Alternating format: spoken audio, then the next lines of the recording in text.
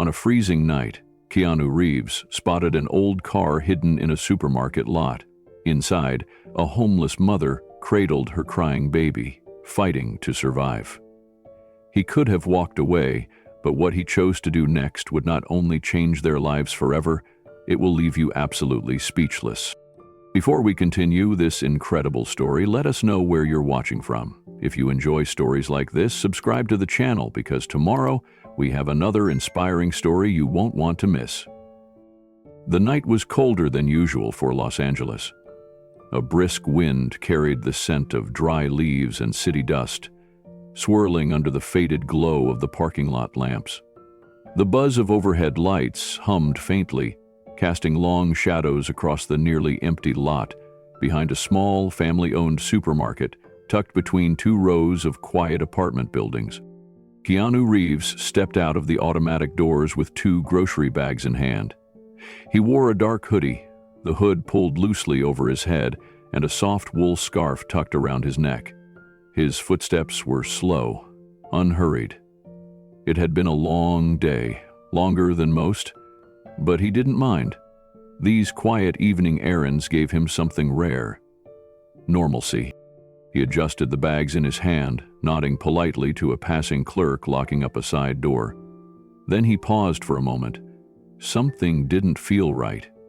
It wasn't loud or obvious. It was the kind of unease you couldn't quite place, only feel deep in your gut. His gaze drifted across the lot, scanning instinctively. In the farthest corner of the lot, just past the last lamppost, where the light dimmed into grayness, sat a car that didn't seem to belong. It was an older model, at least 2 decades old, with faded paint, a sagging bumper, and duct tape on the side mirror. Its windows were completely fogged, almost opaque, as if the inside was sealed tight against the world. Keanu squinted.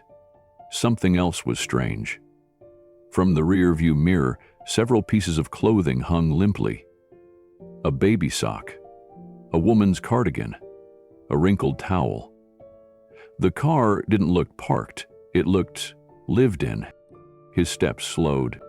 Then he heard it, a faint, muffled sound, so soft it could have been mist, the delicate whimper of a baby, followed by a quiet sniffle, barely audible over the breeze.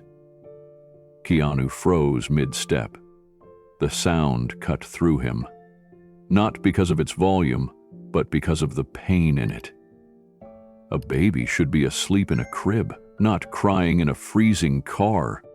At the edge of his vision, movement caught his eye. A woman emerged from behind a row of carts near the storefront, her body hunched low, moving with a strange mix of urgency and caution. She wore an oversized coat, too thin for the night air, and her shoes were mismatched. Her hair was pulled into a messy knot, and she carried a trash bag that sagged with what looked like food containers or discarded items. She looked up just once, and their eyes met. Her expression was quick to shudder. She lowered her gaze, turned her back, and kept moving, pushing an abandoned cart toward the corral with forced intention. She wasn't store staff. She didn't wear a uniform. And yet, she was moving carts like it was her job. Or maybe her excuse. Keanu's eyes shifted back to the car, the fogged windows, the clothes, the stillness inside. Then back to the woman, who now stood beside the car, glancing around with the weary alertness of someone always waiting for trouble. He knew that look. It was the look of someone trying not to be noticed, someone holding it all together by a thread. Keanu stood still, heart caught between instinct and hesitation. He watched the woman shuffle toward the driver's side door, her movements slow and careful, like someone used to carrying more weight than she should. As she opened the door, a gust of cold air rushed into the car, revealing for a brief second what lay inside. 3 blankets. Too many blankets, none of them matching. A few were piled in the front passenger seat, others draped over what looked like boxes and plastic bins. A teddy bear peeked out from underneath one. The dashboard was cluttered with loose papers and a half-empty baby bottle. The air inside was damp, fogged with breath, and heavy with silence. The woman climbed into the driver's seat, cradling something gently in her arms. Then Keanu saw it. Just a flash. A baby, maybe 6 or 7 months old, wrapped in one of the thinner blankets. The child stirred, letting out a soft, high-pitched cry that barely escaped the car before the door shut again. Keanu felt something in his chest tighten. He had seen many things in his life: poverty, pain, injustice. But something about this moment reached a part of him he rarely let others see. Maybe it was the contrast. The world around them, this calm, clean parking lot, looked so normal, so put together. But tucked in its shadow was a mother and her baby. Unseen, unheard, surviving the night in a car that should have been retired years ago. He glanced down at his bags. Inside were organic vegetables, bottled water, and a ready-to-bake lasagna from the store's deli. It all suddenly felt too heavy in his hands, too privileged, too insulated. And yet, he hesitated. He didn't want to scare her. She was clearly trying not to be seen. A direct approach might feel like a threat. So he stayed where he was, by the light of the parking lot, half hidden behind a cart return. He watched quietly as the woman shifted in her seat, gently rocking the baby in her arms. The child's cries subsided into soft whimpers, then finally quieted into stillness. The woman leaned her head against the seat, eyes closed for a moment, but her shoulders never relaxed. Keanu could see it. She was listening, even in rest.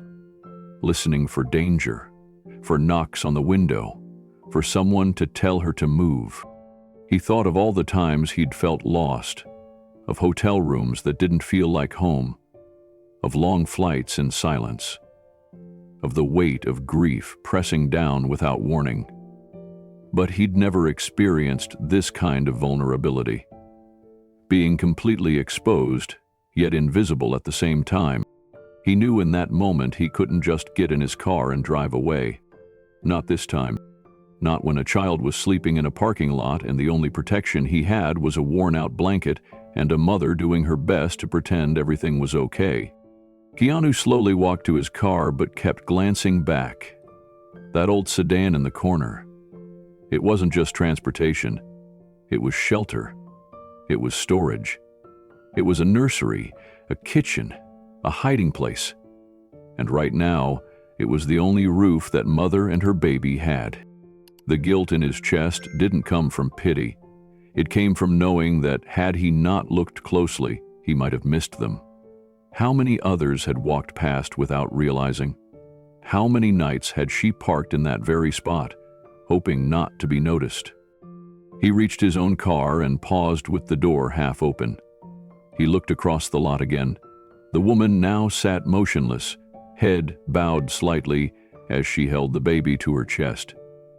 There were no lights on inside the car, no music, no distractions, just quiet survival.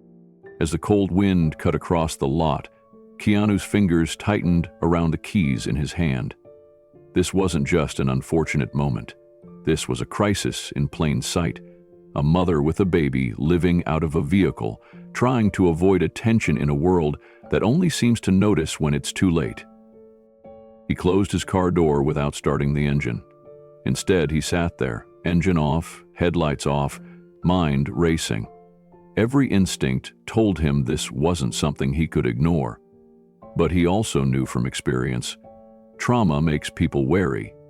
You couldn't just throw help at someone and expect them to take it. You had to approach slowly, respectfully, and above all, you had to mean it. Keanu sat in silence for another 5 minutes. The woman didn't move. The car remained still, sealed like a cocoon. But he knew inside, her mind wasn't quiet. She was likely wondering if they'd be asked to leave, if someone had called the police, if tonight would be the night someone knocked on her window and shattered the illusion of safety she'd tried to build in that small space. He couldn't let that happen, not if he could change it. He pulled out his phone, not to call for help, but to start making a plan. A real plan, One that didn't involve just handing over money and walking away. One that started with kindness and led to something more. As he tucked the phone away, Keanu leaned back in his seat and stared at the darkened sky above. The stars were faint, scattered like distant promises. But even in the quiet of that cold parking lot, he made one to himself. Tomorrow, he'd return, and next time, he wouldn't just be an observer. He'd be the beginning of a turning point in that woman's life. Because now he'd seen her, and Keanu Reeves knew he couldn't just walk away. The drive home was only 15 minutes, but it felt like an hour. The city rolled past in streaks of amber streetlights and hazy neon signs, but Keanu wasn't seeing any of it. His hand stayed steady on the wheel, yet his mind kept drifting back to the car in that supermarket lot. Every time he blinked, he saw the woman's tired eyes, heard the faint cry of the baby muffled behind fogged glass, felt the cold wind against his own skin, and wondered how much colder it must have felt for a child wrapped in blankets that weren't thick enough for the night. He pulled into his driveway just after 10. The house was quiet, tucked in a peaceful corner of the neighborhood, hidden behind tall hedges and framed by soft porch lights. Normally, the stillness brought comfort. Tonight, it felt like a luxury he hadn't earned. Keanu carried the grocery bags into his kitchen, set them down on the counter, and slowly removed each item. He moved without thought, placing the vegetables into the crisper drawer, arranging the snacks in the pantry, setting the lasagna on the middle shelf of the fridge. His body went through the motions, but his mind remained in that parking lot. He poured hot water into a ceramic mug, letting the tea steep in silence. The warmth of the mug soothed his hands, but not the ache he felt in his chest. He sat at the kitchen table, the soft light of a nearby lamp illuminating the open script he'd meant to read. He flipped to page 1, but the words blurred almost immediately. He closed the script. He took a sip of tea, waited, and then saw the baby's face again. A moment of stillness but not peace. The image clung to him, the tiny hand gripping the corner of a blanket, the way the baby nestled closer to its mother's chest. The woman's posture curled inward, fiercely protective yet barely able to stay upright. Her face wasn't hardened or bitter. It was tired, worn down, hollowed by decisions that no one should ever have to make. He ran a hand through his hair, pressing his fingers into the back of his neck. A sigh escaped him.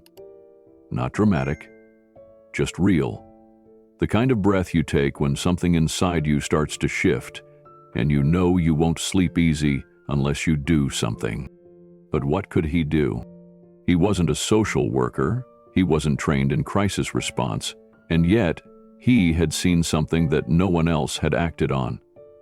Was it really his place to intervene? Would his presence help, or humiliate her? Keanu stood and walked to the window. The city was quiet now, the traffic a distant hum.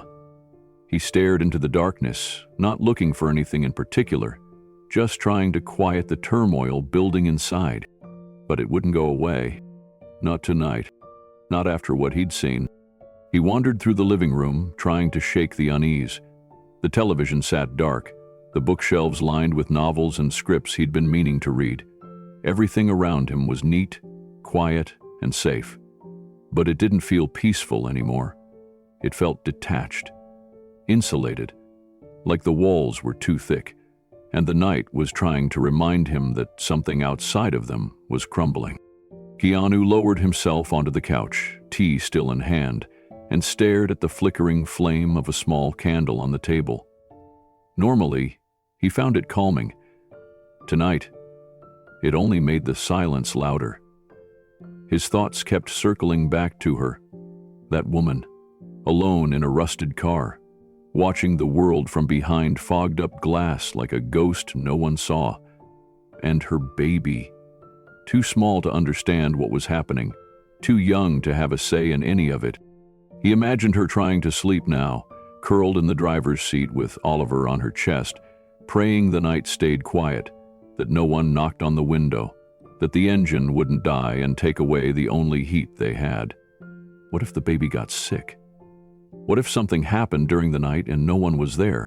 The question struck harder than he expected, not because he had answers, but because he didn't. And that helplessness, that gnawing feeling that someone was out there suffering, within reach, and he was just here, felt unbearable. He had always tried to live his life with humility, tried to avoid overstepping, especially with strangers. He knew fame could make things complicated. People reacted differently when they recognized him. Some appreciated the kindness, others recoiled. But this situation was different. This wasn't about celebrity or image. This was about decency, humanity. A mother was sleeping in a car with her child in the open, under the cover of dark, hoping no one would notice. And he had noticed, which meant doing nothing wasn't just avoidance, it was a choice. He leaned forward, resting his elbows on his knees, and let the silence of the house fill the space around him. His fingers tapped lightly against the ceramic mug. 1 beat, 2, then stillness. The conflict was burning inside him now, not whether he should help, but how. He didn't want to embarrass her. He didn't want to treat her like a case to solve or a project to fix. But he also couldn't wake up tomorrow and pretend he hadn't seen what he saw. That baby's cry would live in his ears for weeks if he didn't do something. Keanu stood abruptly, set the mug down, and walked to the hallway. The house felt colder now, as if even it understood what he was about to do.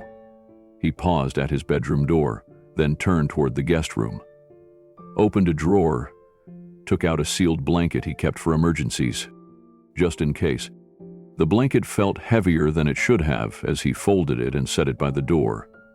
It was new, thick, still in plastic packaging. He grabbed a bottle of mineral water from the pantry and placed it beside the blanket. Then, he stood there in the hallway for a long moment, staring at the small offering.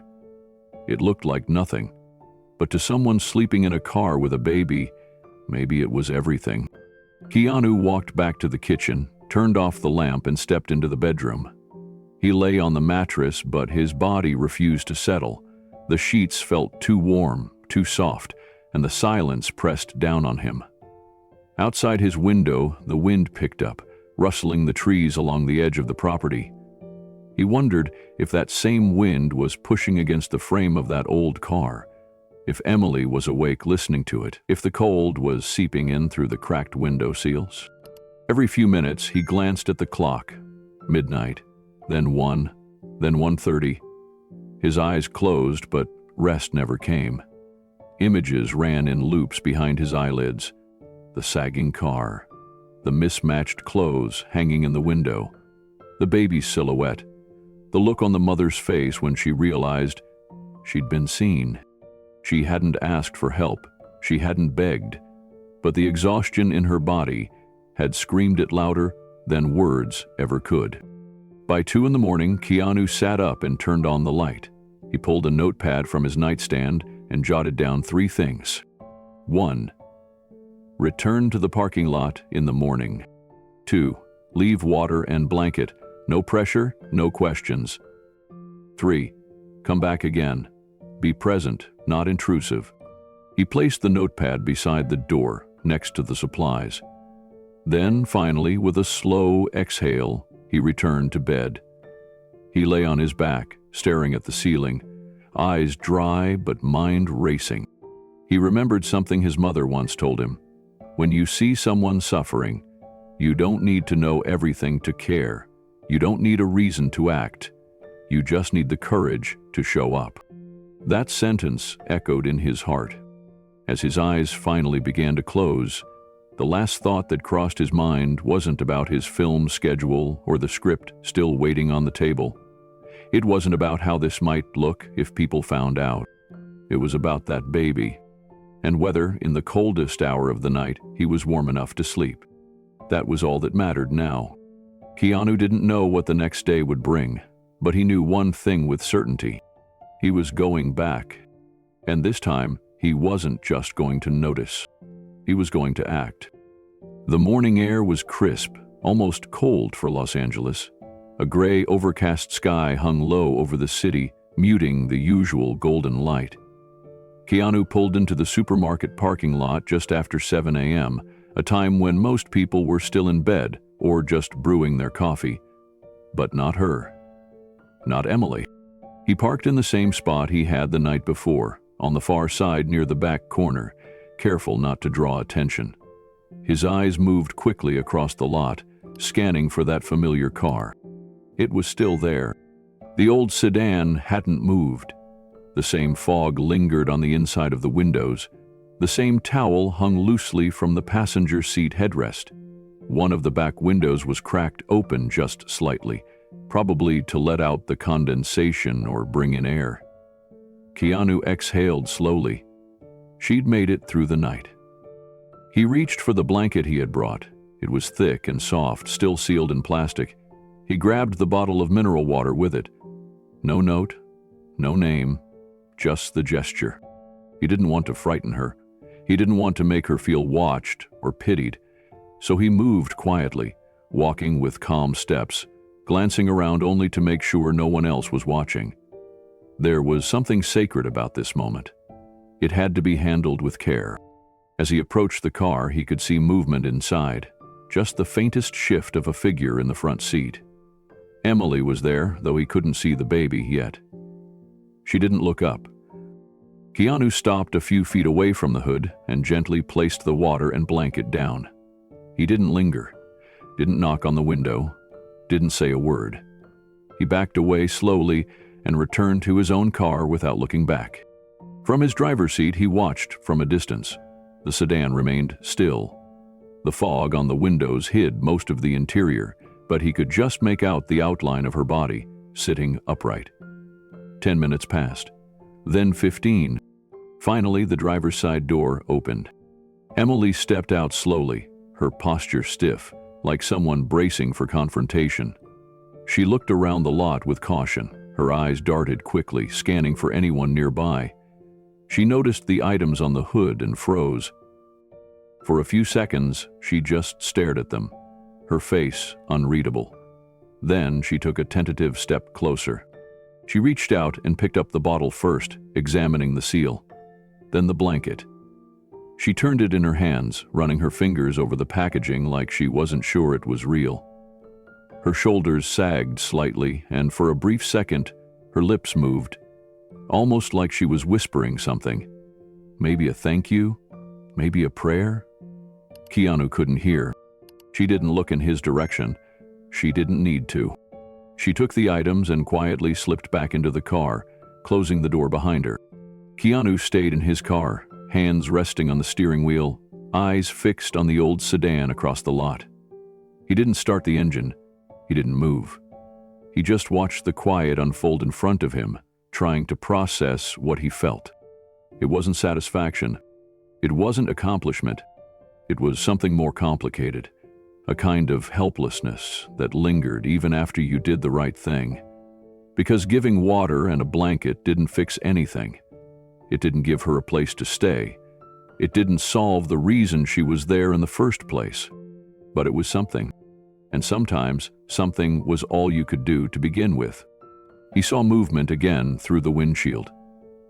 Emily was adjusting the baby in her arms now, her head tilted down as she gently rocked him. The fog on the window had thinned just enough to catch the outline of Oliver's tiny body tucked against her chest. He was still wrapped in one of the older blankets, faded and thin. But the new one, the one Keanu had left, was folded neatly on the passenger seat beside her. She hadn't used it yet. Maybe she was saving it.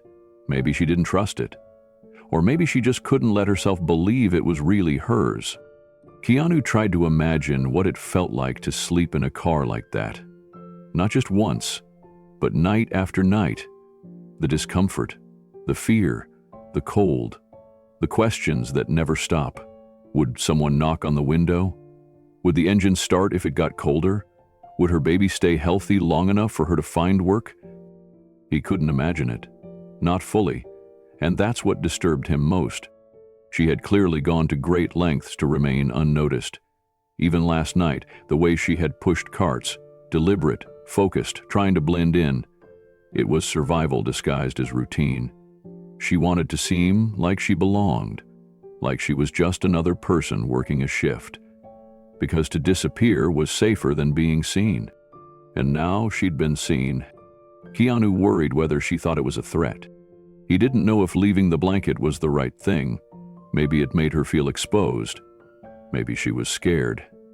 He hoped not. He hadn't left his name, hadn't made contact.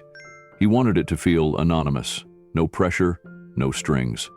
Still, something gnawed at him. Even from this distance, even with the quiet, he could feel her suspicion. It hovered in the air around the car like the condensation on the glass.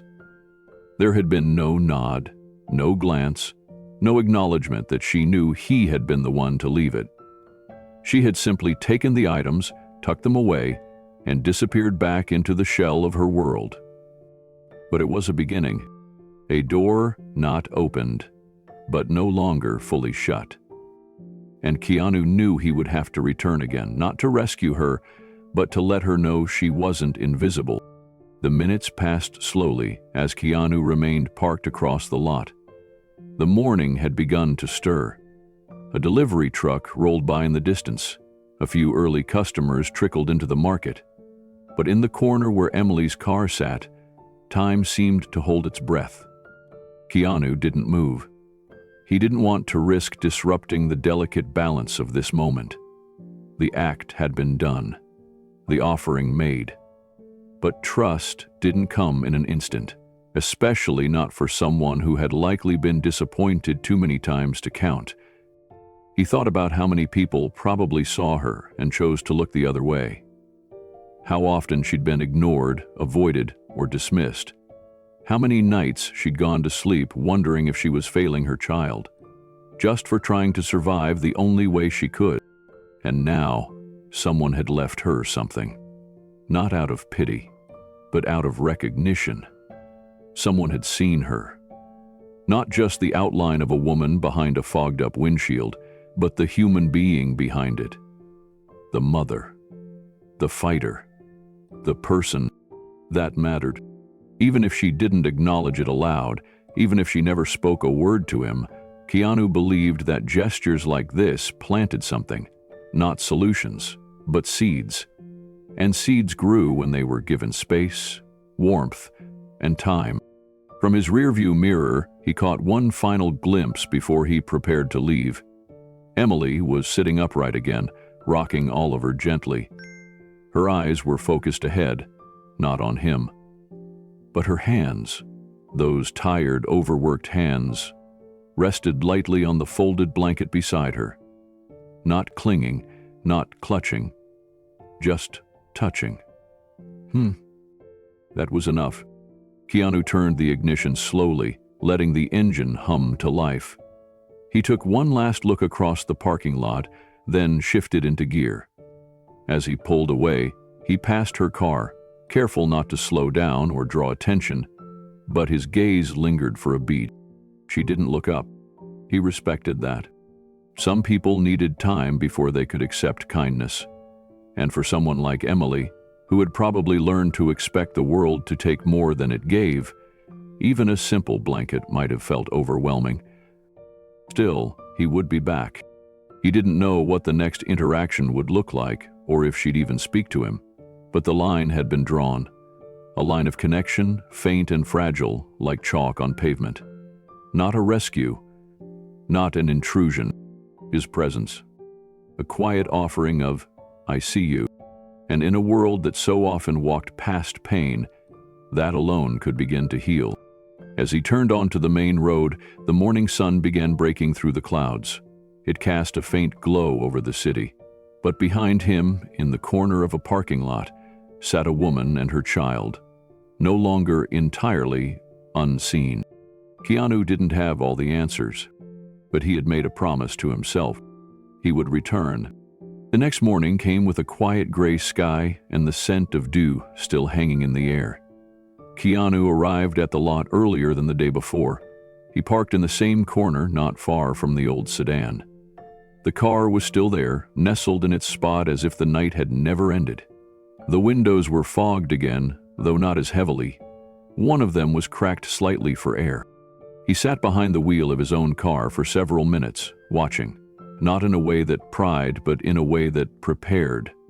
If he moved too soon, too fast, he could shatter the fragile trust that had begun to form.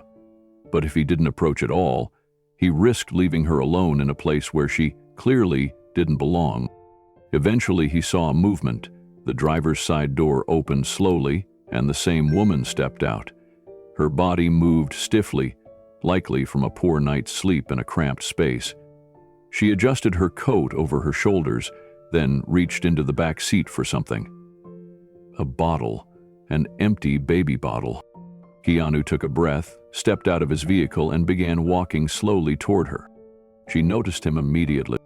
Her posture tensed, and she took a step back, the bottle still in her hand. Her eyes narrowed in recognition, not of who he was, but of someone approaching with purpose. Her guard was up instantly. He stopped at a safe distance, a few feet beyond the edge of her car, keeping his hands visible and his voice calm. "Hey," he said gently. "I was here yesterday. I left the blanket." She didn't reply at first, only looked at him, trying to figure him out. Her eyes scanned his clothes, his stance, the way he spoke. Her grip on the bottle tightened slightly. "I'm not here to bother you," he added. "Just wanted to see if you were okay." Her eyes flicked down for a moment, then back up. "I'm fine," she said quickly. Her voice was flat, guarded. "You don't have to check on me." "I know," Keanu said. "I just figured if you needed anything, I could help. That's all." She shifted her weight, glancing toward the market, then back at him. "I'm not looking for handouts," she said. "We're fine." He nodded, his tone soft and steady. "I get that. I do. I'm not offering a handout. Just a neighbor, trying to be decent." Something flickered in her eyes. Not trust, not yet, but recognition. She looked at him again, longer this time. "Thanks," she said finally, "for the blanket." The words were small, quiet, but real. "You're welcome," he replied. A silence followed, not uncomfortable, just uncertain. Then, from inside the car, came the sound again. A soft cry, a baby's whimper, then another, sharper this time.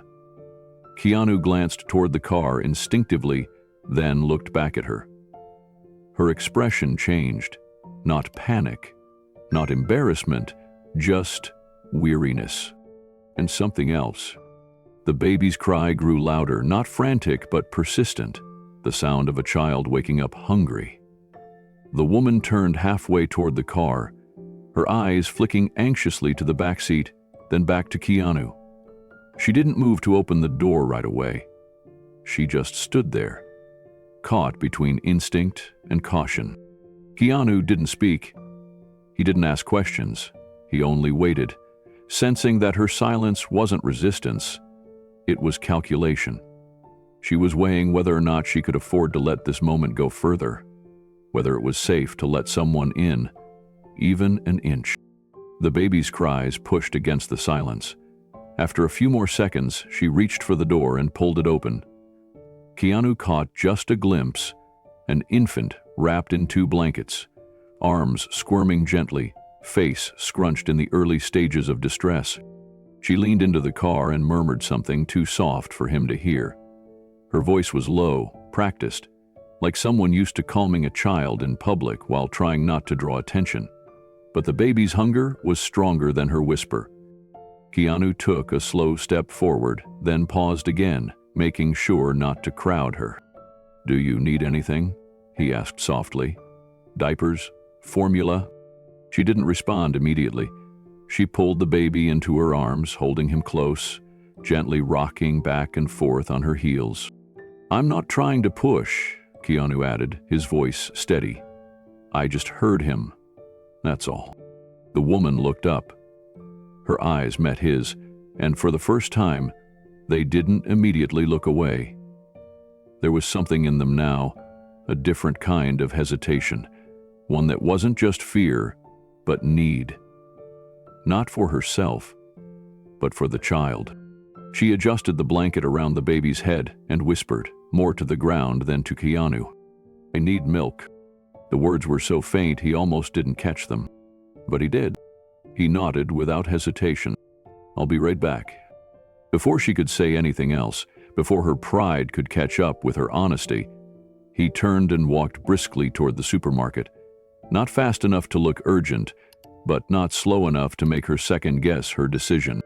As the automatic doors opened in front of him, he grabbed a basket and started down the infant care aisle. He didn't just grab one thing, he grabbed several. A container of powdered formula, 2 small bottles of purified water, a box of newborn-sized diapers, a travel pack of wipes. He added a soft pacifier, then hesitated, reaching for a small plush toy before pulling his hand back. That might be too much right now. She wasn't ready for that. He moved quickly through self-checkout, bagged the items, and left without delay. When he returned to the lot, she was standing outside the car, gently bouncing the baby in her arms. She looked up as he approached, her face a mix of uncertainty and restraint. He held the bag out with both hands, offering it like a fragile gift. She didn't reach for the bag right away. Her eyes scanned it, then scanned his face. There was a tightness in her jaw, the kind that came from years of holding it all in, from learning how to accept only what you could carry without feeling indebted.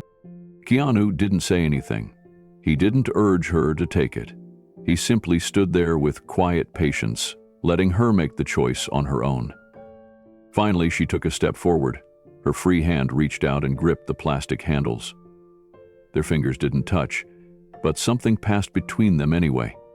Something wordless and weighty. Her eyes dropped into the bag as she peeked inside, slowly shifting through the contents. Formula, diapers, wipes, water. She paused for a moment, swallowing. Then her voice broke the silence, barely audible. "Thank you." Keanu nodded once. "You're welcome." She didn't offer more, and he didn't ask. Her arms tightened protectively around the baby, who had gone quiet now, sensing comfort in her body's warmth. The wind picked up slightly, tugging at the hem of her coat. She stepped back toward the car and opened the door with one hand, balancing the bag and the child in the other. As she settled back into the driver's seat, she adjusted Oliver gently against her chest, then tucked the supplies near her feet. The new blanket he had brought yesterday was now unfurled across the back seat, soft and inviting. The pacifier, yes, she had taken that too, peeked out from the baby's wriggling fingers. Keanu stepped away. He returned to his car without another word. There was nothing more to say right now. He hadn't earned a conversation. He hadn't earned her trust. But he'd been present, and that was enough for this morning. He went.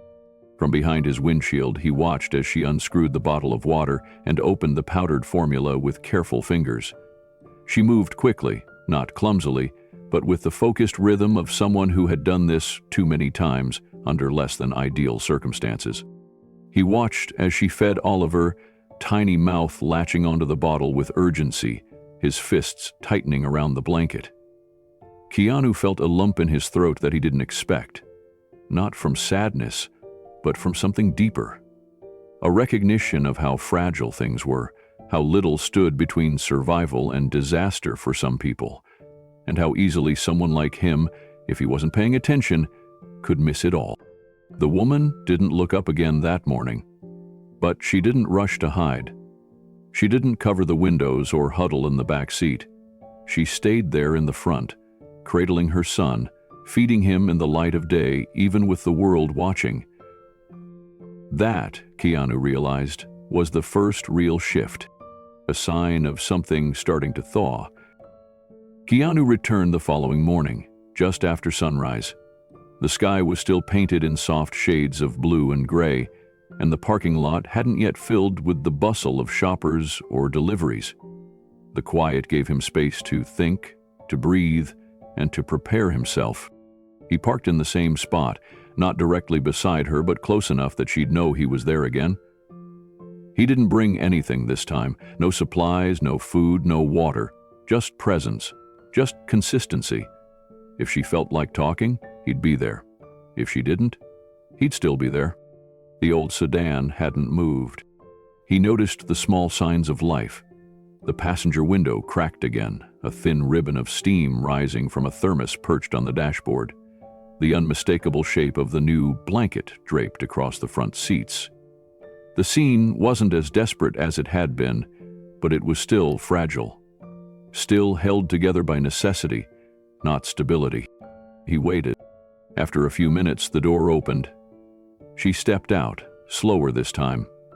Not hesitant, but cautious. Her coat was buttoned up tight, and her arms were wrapped around the baby, who looked calmer today. Fed, warm, tired. She looked up and saw him. Their eyes met. She didn't turn away. Keanu got out of his car and approached carefully.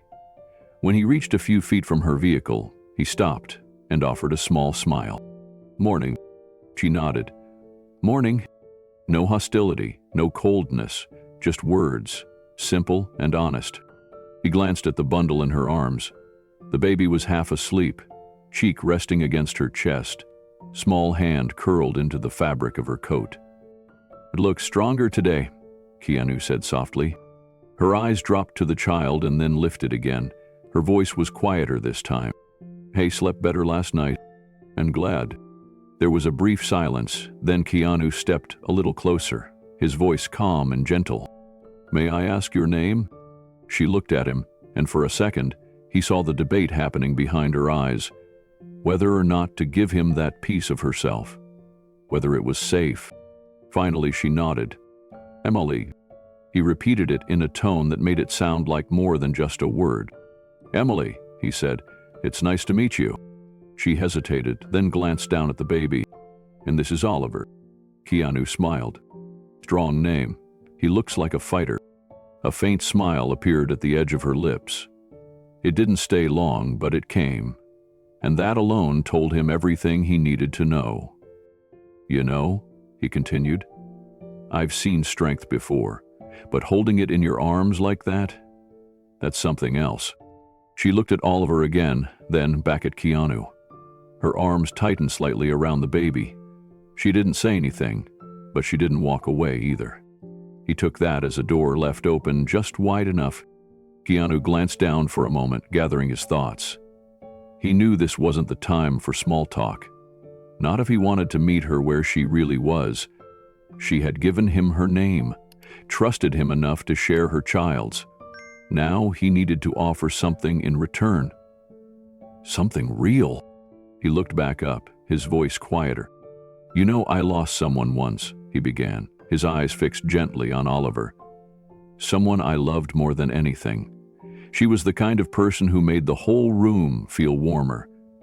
And when she was gone, it felt like the whole world had gone cold." Emily didn't speak, but she didn't look away either.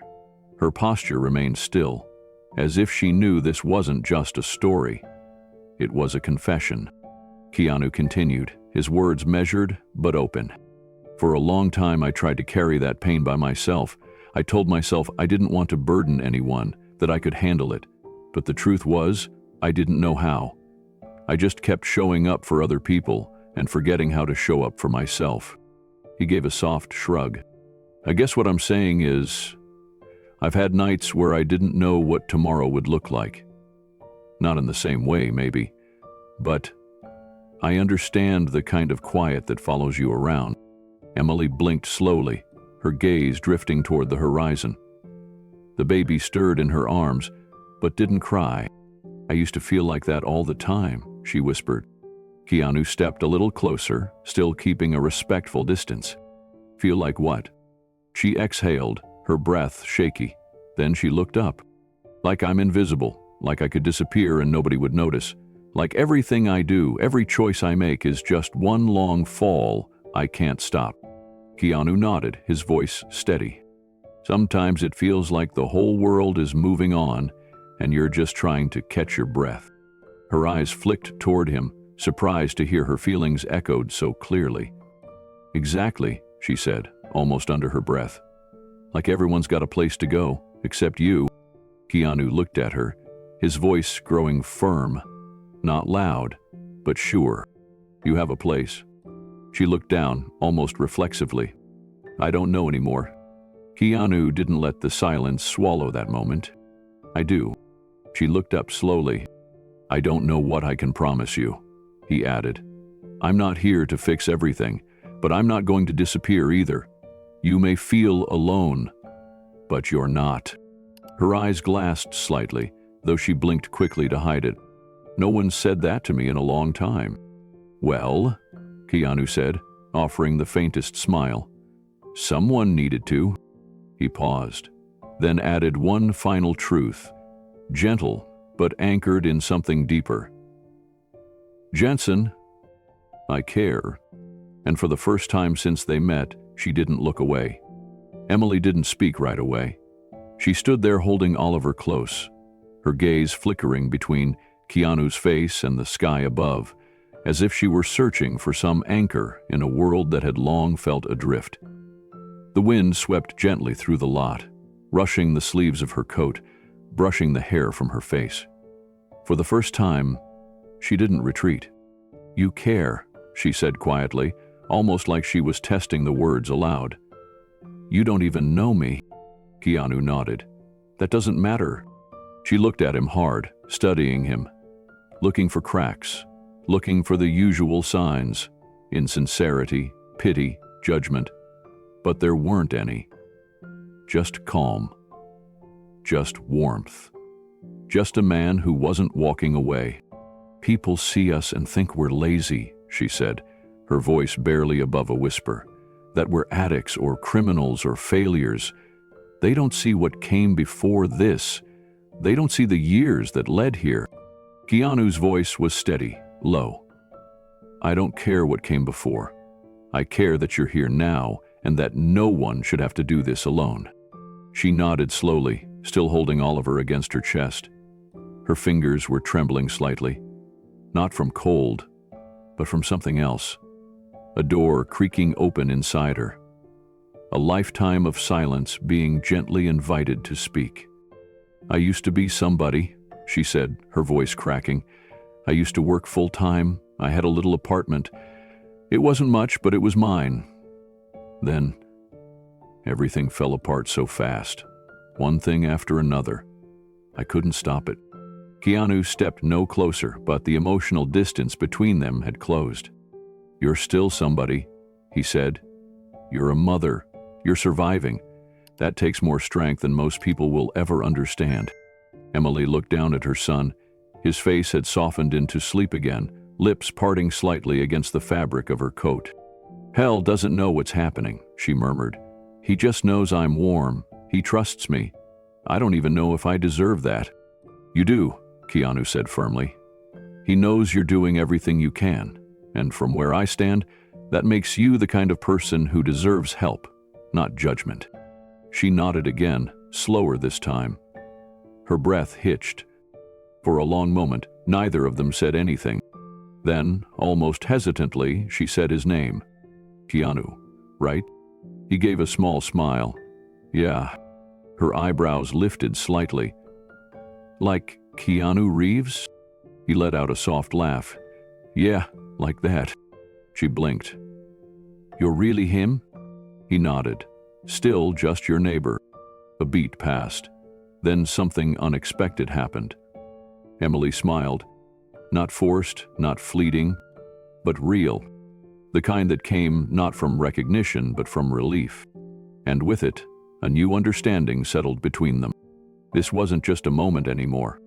It was the beginning of trust. Emily's voice was steady, but every word carried weight. Keanu listened without interrupting, every muscle in his body locked in quiet attention. She wasn't just retelling facts. She was unearthing pain she had kept buried for months, maybe longer. The kind of pain that takes your breath away when you finally say it out loud. "I started sleeping in the car about 5 months ago," she continued. "At first, I thought it would just be for a few nights, a week at most. I told myself we were just in transition. But days passed, and things kept falling through. Every time I got close to landing a job, something would happen. Someone would ask if I had childcare, and when I said no, they'd show me the door. Keanu felt a lump rising in his throat, the kind that came not from sadness alone, but from injustice. She wasn't lazy. She wasn't giving up. She was trying, and being blocked at every turn. "There was this one cafe," Emily said, her tone softening. "It was run by this older woman named Denise. She gave me a chance, let me work mornings, told me I could bring Oliver as long as he stayed quiet. I wore him in one of those wraps, and he'd nap while I worked." Her lips trembled. "I was so close to getting ahead. I started saving money again. I had hope." She paused, looking away, her fingers curled around the edge of Oliver's blanket. But then this customer started coming in. He was friendly at first, too friendly. He'd wait around for my shift to end, ask if I needed a ride. At first I just ignored it, tried to be polite. But one day he said something disgusting to me when I was cleaning a table. I snapped. I told him off, loud enough that other customers heard. Keanu felt his jaw tighten. I got fired the next morning. Denise didn't even give me a chance to explain, said it made the place look bad. Just like that, it was over.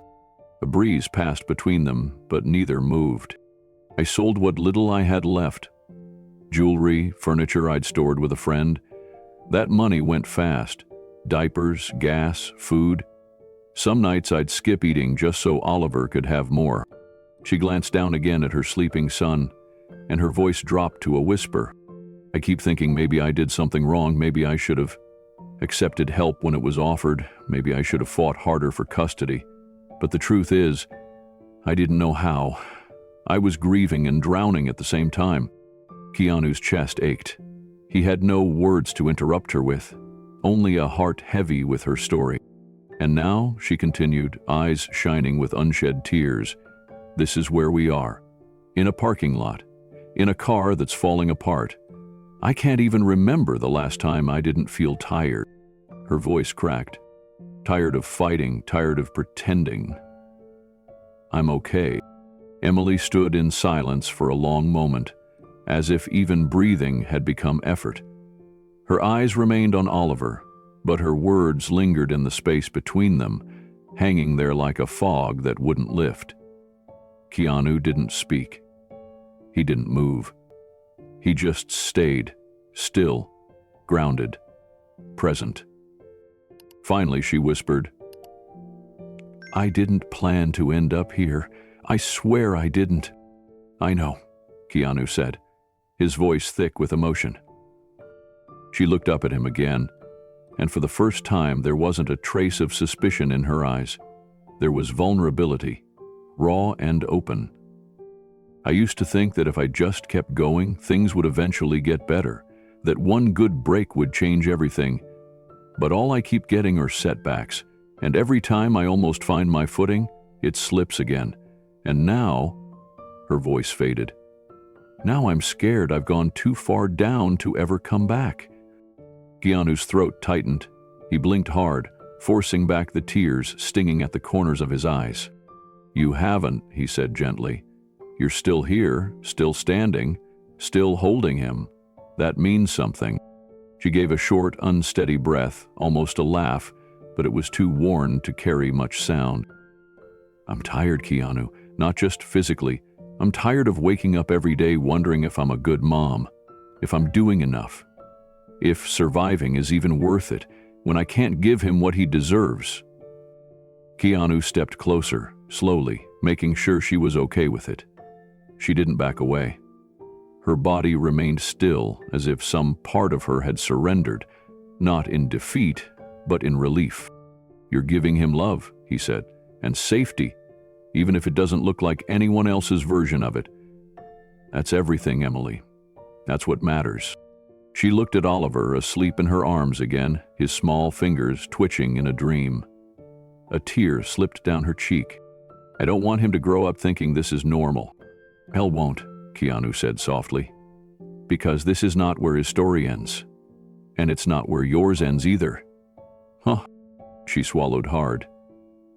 I don't know how to fix it anymore. You don't have to fix it alone. There was silence again. Then Emily nodded, once, slow, uncertain, but real. Keanu took a deep breath, his own emotions swirling behind his calm exterior.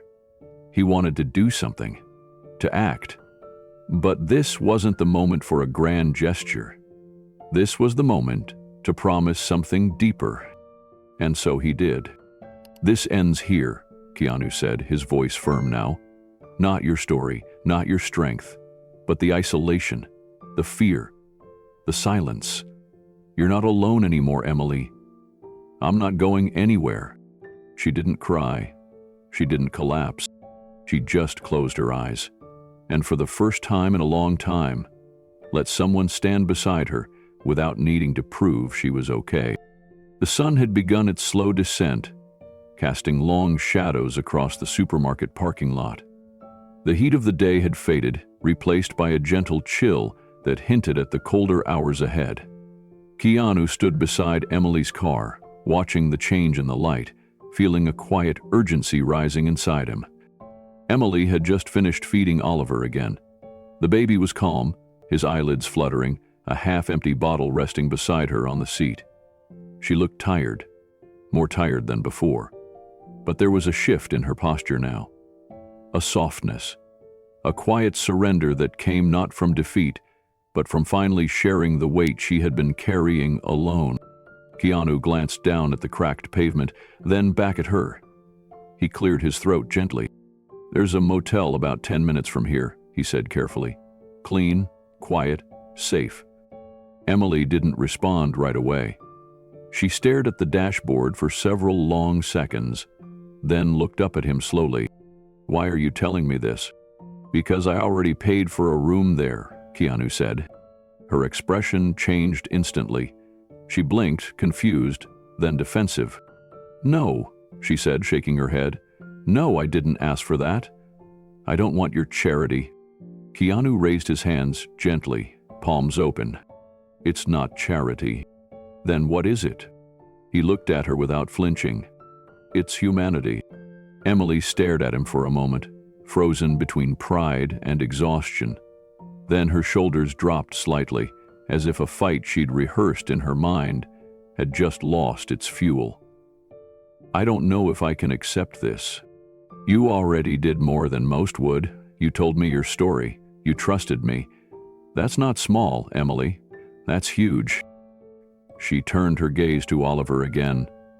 His little face was peaceful, unaware of the world's battles. Keanu continued. It's one night, one warm bed. You don't owe me anything, but you both deserve better than that back seat. Still, she didn't answer. Her silence wasn't rejection. It was fear. Fear of stepping into something that might disappear. Fear of hope. Keanu reached into his jacket pocket and pulled out a small white envelope. Inside was the key card and a folded note with the address. He placed it gently on the roof of her car. No pressure, he said softly. But I'll be parked by the exit for the next 20 minutes. If you want to follow me there, I'll make sure you get in okay. If not, I'll understand. Emily said nothing.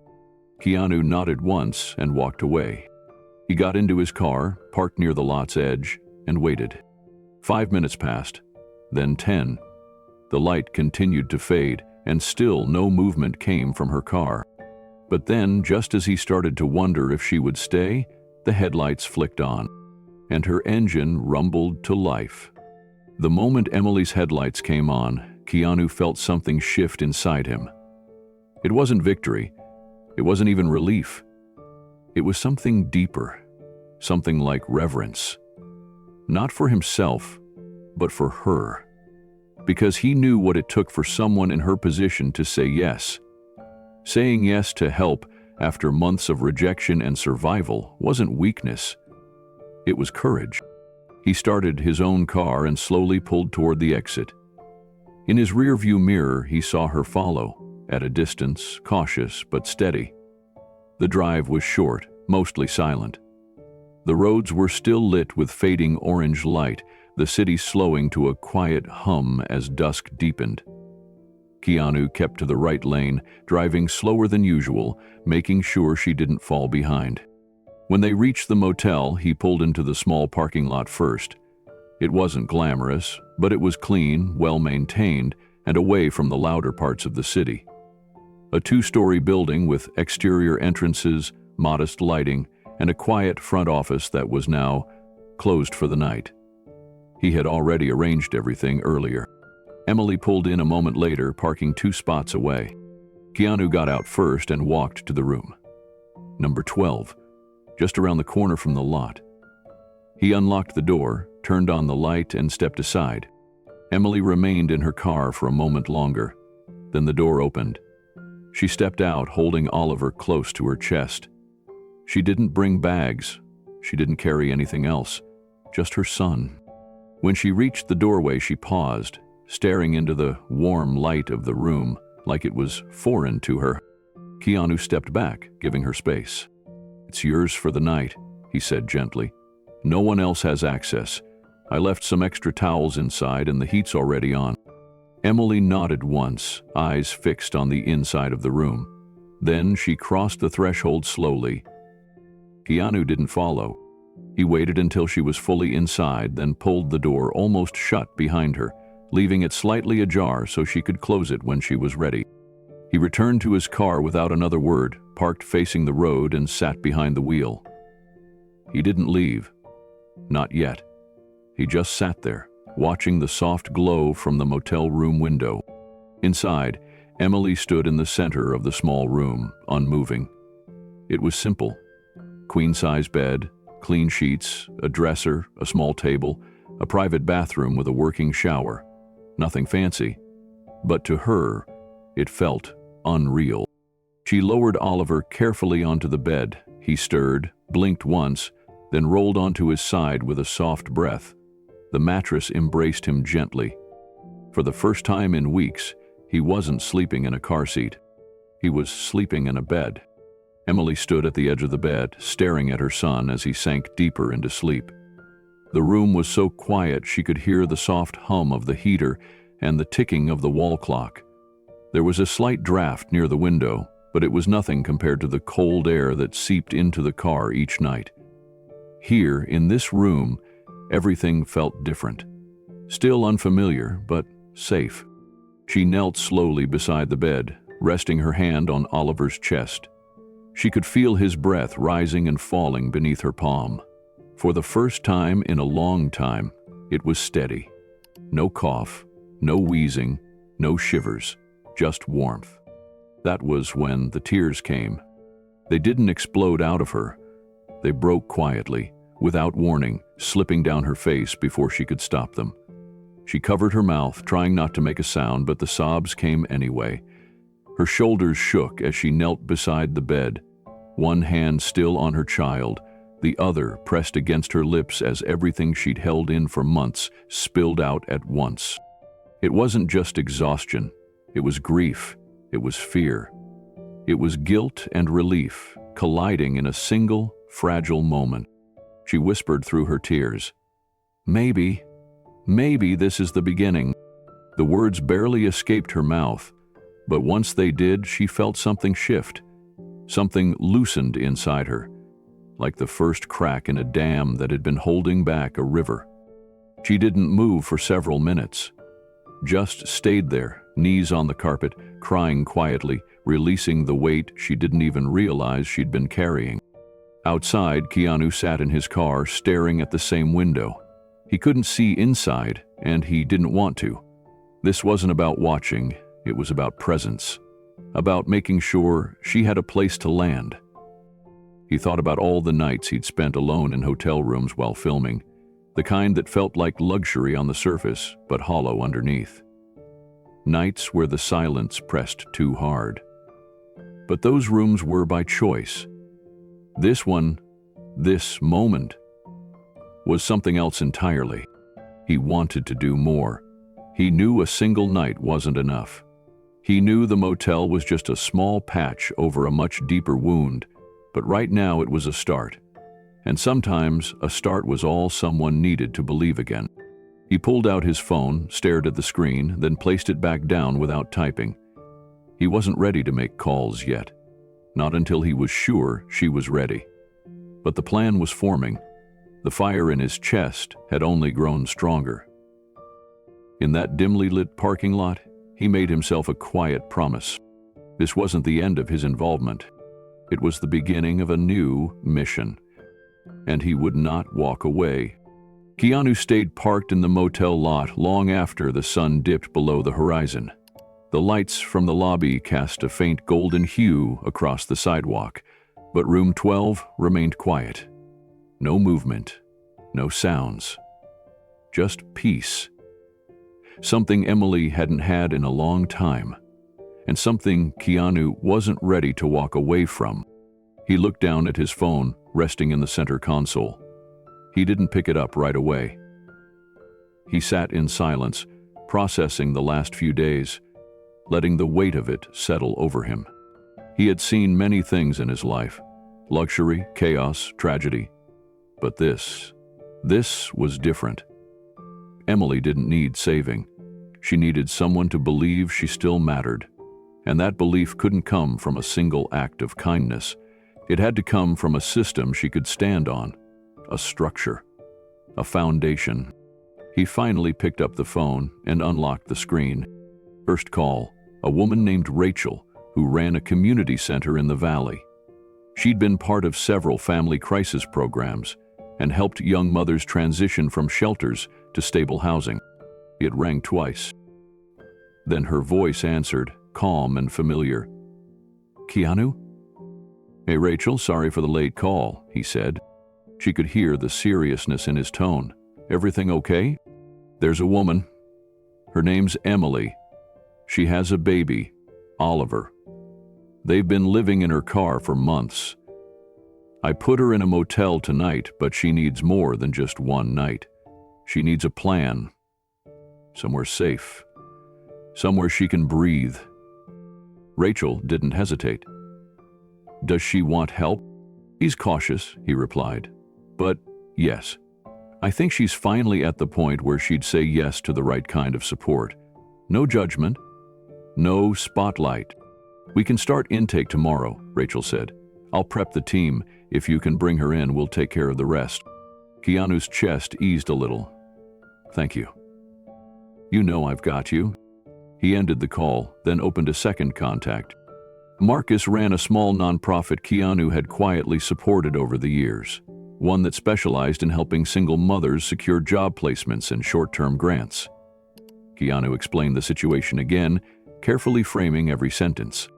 "She's not a headline," he said. "She doesn't want charity. She just wants to stand again." Marcus promised to pull together job listings, daycare options, and legal aid if needed. It went like that for the next hour, one call after another. Keanu never used Emily's last name. He didn't mention where she was from or her past, just her strength, her fight, her refusal to quit, even when the world gave her every reason to. And in between those calls, he sat with his own thoughts. All these years, he'd donated to causes, funded shelters, helped from afar. But something about looking into Emily's eyes, seeing her break, then rebuild herself in the span of a few days, had changed him. It was one thing to write a check. It was another to watch a woman feed her baby with shaking hands and still whisper that she felt like she wasn't doing enough. It wasn't just about her anymore. It was about how many others were living like this, invisible. Keanu leaned back in his seat, phone resting in his lap, headlights from a passing car briefly sweeping across the lot before disappearing again into the night. His heart was heavy, not with sadness, but with responsibility. He thought about how easy it was in his world to become disconnected, to live behind gates, behind cameras, behind curated conversations. Fame had a way of wrapping you in cotton and convincing you that pain was something distant, something that lived in other neighborhoods with other names. But that was never true. He had walked past suffering before, like so many others, sometimes not seeing it, sometimes choosing not to. But now, after seeing Emily, after seeing the way she held Oliver, the way her voice cracked when she said she was tired of pretending, it was impossible to look away again. He opened a donation portal to Rachel's community center. He didn't put his name on the donation. No press release, no phone call from his manager. Just a number, substantial enough to cover several months of housing for families like Emily's, and enough to expand their childcare fund so women didn't have to choose between work and watching their kids. He did the same for Marcus's nonprofit, marked it as unrestricted funding. He wanted them to have the flexibility to respond in real time to whoever came through their doors. He thought of Oliver, small and warm under a clean blanket, finally asleep in a real bed, and Emily, no longer curled in the front seat of a rusted sedan, but lying down, maybe crying, maybe breathing freely for the first time in weeks. That image gave him clarity. He wasn't here to fix her. He wasn't here to rescue anyone. He was here to open a door and stand by it, quietly, respectfully, until the person on the other side had the strength to walk through on their own.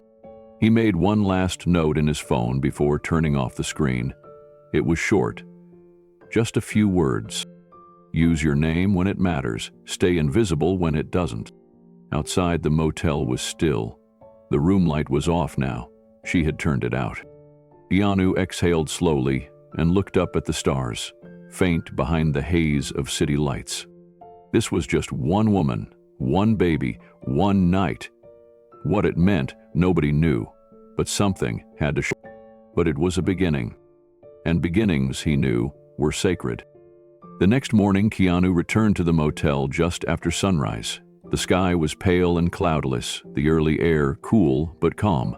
He parked in the same spot as the night before and waited a few minutes before walking to room 12. He didn't knock right away. He wanted to give her time.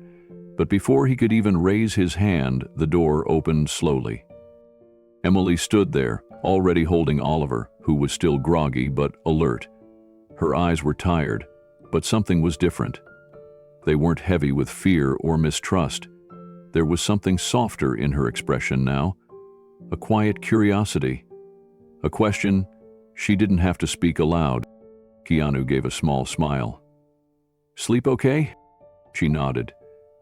"Better than I've slept in weeks." Oliver blinked up at him, thumb tucked into the side of his mouth, body relaxed in his mother's arms. Keanu took a gentle step forward. "I'd like to show you something. Somewhere you and Oliver can stay for a while. Longer than one night."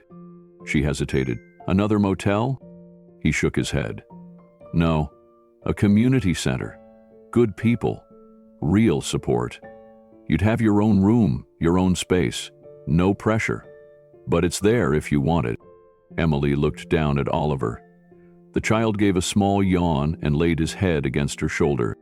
She looked back up. "Can I follow you there?" Keanu nodded. "Of course." 15 minutes later, they pulled into a quiet residential street lined with trees and modest houses. At the end of the block sat a large brick building with white trim, a small garden out front, and a sign that read, "Willow Crest Family Resource Center." Emily parked behind Keanu, engine idling for a moment as she stared at the entrance. Her hand rested gently on the back of Oliver's head. Keanu got out of his car and walked to her window. "You ready?" She nodded and opened the door, stepping out with Oliver bundled against her chest. Inside, the lobby was warm and filled with soft, natural light. Potted plants lined the windowsills, and shelves of children's books and gently used toys stood near a cozy seating area. There was no front desk barrier, no glass wall separating staff from guests, just a long wooden counter and the smell of fresh coffee. A woman with kind eyes and silver hair approached. "You must be Emily." Emily blinked in surprise. "Yes, I'm Rachel," the woman said, smiling. "Keanu told me a little. Welcome to Willowcrest." She didn't ask questions. She didn't press for details. She simply gestured down the hallway. "Let's get you settled."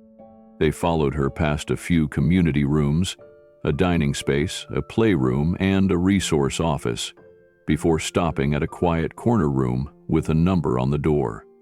23. Rachel opened it and stepped aside. Inside was a small but clean space. A twin bed, a crib, a dresser, a rocking chair. A nightlight glowed faintly from the wall. Emily stepped in slowly, her body tense, as if waiting for someone to tell her it was a mistake. No one did. Emily stepped further into the room and stood still, taking it all in. The sheets on the bed were neatly tucked, a folded blanket rested at the foot, and the crib, real wood, clean and safe, sat near the window. A soft mobile of clouds and stars hung above it, gently spinning from the breeze. She walked over to the crib and gently placed Oliver inside. The toddler stirred, rubbed his eyes once, then curled into himself and fell back asleep. Emily just stood there. Her hands trembled slightly. Keanu noticed she didn't move for nearly a full minute. Then her shoulders began to shake. She turned away from the crib and collapsed into the chair, burying her face in her hands. Silent at first, then uncontrollable. Tears poured out of her like a dam breaking. Weeks of fear, exhaustion, guilt, shame, all of it spilled into the quiet room. She sobbed into her palms, rocking slightly, gasping for air between the waves. Keanu didn't say anything. He just sat across the room, quietly letting the moment unfold. Finally, through her tears, she whispered, "I thought it was over. I thought I'd lost everything." Keanu leaned forward, his elbows on his knees. "You haven't. Not even close." She looked up, her eyes swollen. "People don't do this. Not really. Not for people like me." He shook his head. "People should. That's the problem. We walk past each other like we're invisible. But you and Oliver? You deserve better." Emily wiped her face, trying to steady her breathing. "What happens now?" Keanu glanced toward the crib. "He sleeps, you breathe. And tomorrow we talk options. Rachel will help. This center's helped hundreds of families, housing programs, counseling, legal support. There's even a daycare if you need to work." She looked around again, as if seeing the room for the first time. "I don't know how to accept this." "You don't have to," Keanu said softly. "You just have to rest. For once, just let someone catch you." There was a long pause, then a quiet sentence from Emily that barely made it out. "Maybe this is the beginning." Keanu stood. "It is." She looked up at him, eyes still glassy. "Why are you doing this?" He gave the smallest smile. "Because someone did it for me once, and I've never forgotten how that changed everything." He turned to leave, giving her space, but before he stepped out, he looked back and said, "This isn't the end. It's just the first step." Emily nodded slowly. As the door clicked shut behind him, she looked at her son asleep in the crib. A real crib, for the first time in weeks. The room was silent except for his steady breathing and the faint music from the mobile. She lay back on the bed, exhaling into the pillow. For the first time in a long while, she didn't cry herself to sleep. The morning light filtered softly through the curtains of the community center room. Emily woke before Oliver. For a moment, she simply watched him sleep, his chest rising and falling in the small crib beside her. A sense of quiet settled over her, something she hadn't felt in months. There were no sirens outside, no cramped car seats, no worry about where they'd sleep that night. Just stillness. And the day ahead. She had a job interview, her first one in over a year. Keanu had told her about the opportunity the night before, an open receptionist position at a local nonprofit clinic. It was a small place, mostly serving low-income families. The director, a woman named Teresa, had agreed to meet her. Keanu hadn't forced it, just nudged the door open. Emily stared at herself in the bathroom mirror. Rachel from the center had helped her find a second-hand blouse and a pair of slacks from their donation closet. Her hair was pulled back, and a touch of lip balm made her reflection feel less unfamiliar. Still, her hands trembled as she buttoned her shirt. Every step forward felt like stepping onto ice. She wasn't sure it would hold. She dropped Oliver off at the community daycare, clinging to him a little too long before she handed him over. He didn't cry. He simply smiled, waved his little hand, and turned to play with the toy blocks nearby. That made her eyes sting. The walk to the clinic wasn't long, but it felt monumental. Her stomach flipped as she stepped through the glass doors and approached the front desk. A young woman behind the counter smiled warmly. "You must be Emily." She nodded, adjusting the strap of her purse. "Yes, I have an interview with Teresa." "Of course. She's expecting you. Right this way." The woman led her through a hallway with cheerful artwork and muted chatter behind office doors. Emily felt the old weight in her chest start to rise again. The pressure of being seen, evaluated, judged. But when Teresa greeted her in a small office with pastel walls and a window overlooking a garden, the older woman didn't look her up and down. She just extended a hand and said, "Thank you for coming. I've been looking forward to this." They talked, not just about the job, but about the community, about Oliver, about resilience. Teresa didn't pity her. She respected her. By the end of the hour, Emily had a job. Part-time to start, but with room to grow. She left the clinic with a small manila folder in her hand and her heart pounding with disbelief. The next morning, she arrived for her first shift. She was nervous, more than she wanted to admit, but the woman from the front desk, whose name was Jenna, greeted her like an old friend. "We've got fresh coffee in the break room," Jenna said. "And trust me, Teresa's obsessed with sticky notes, you'll see."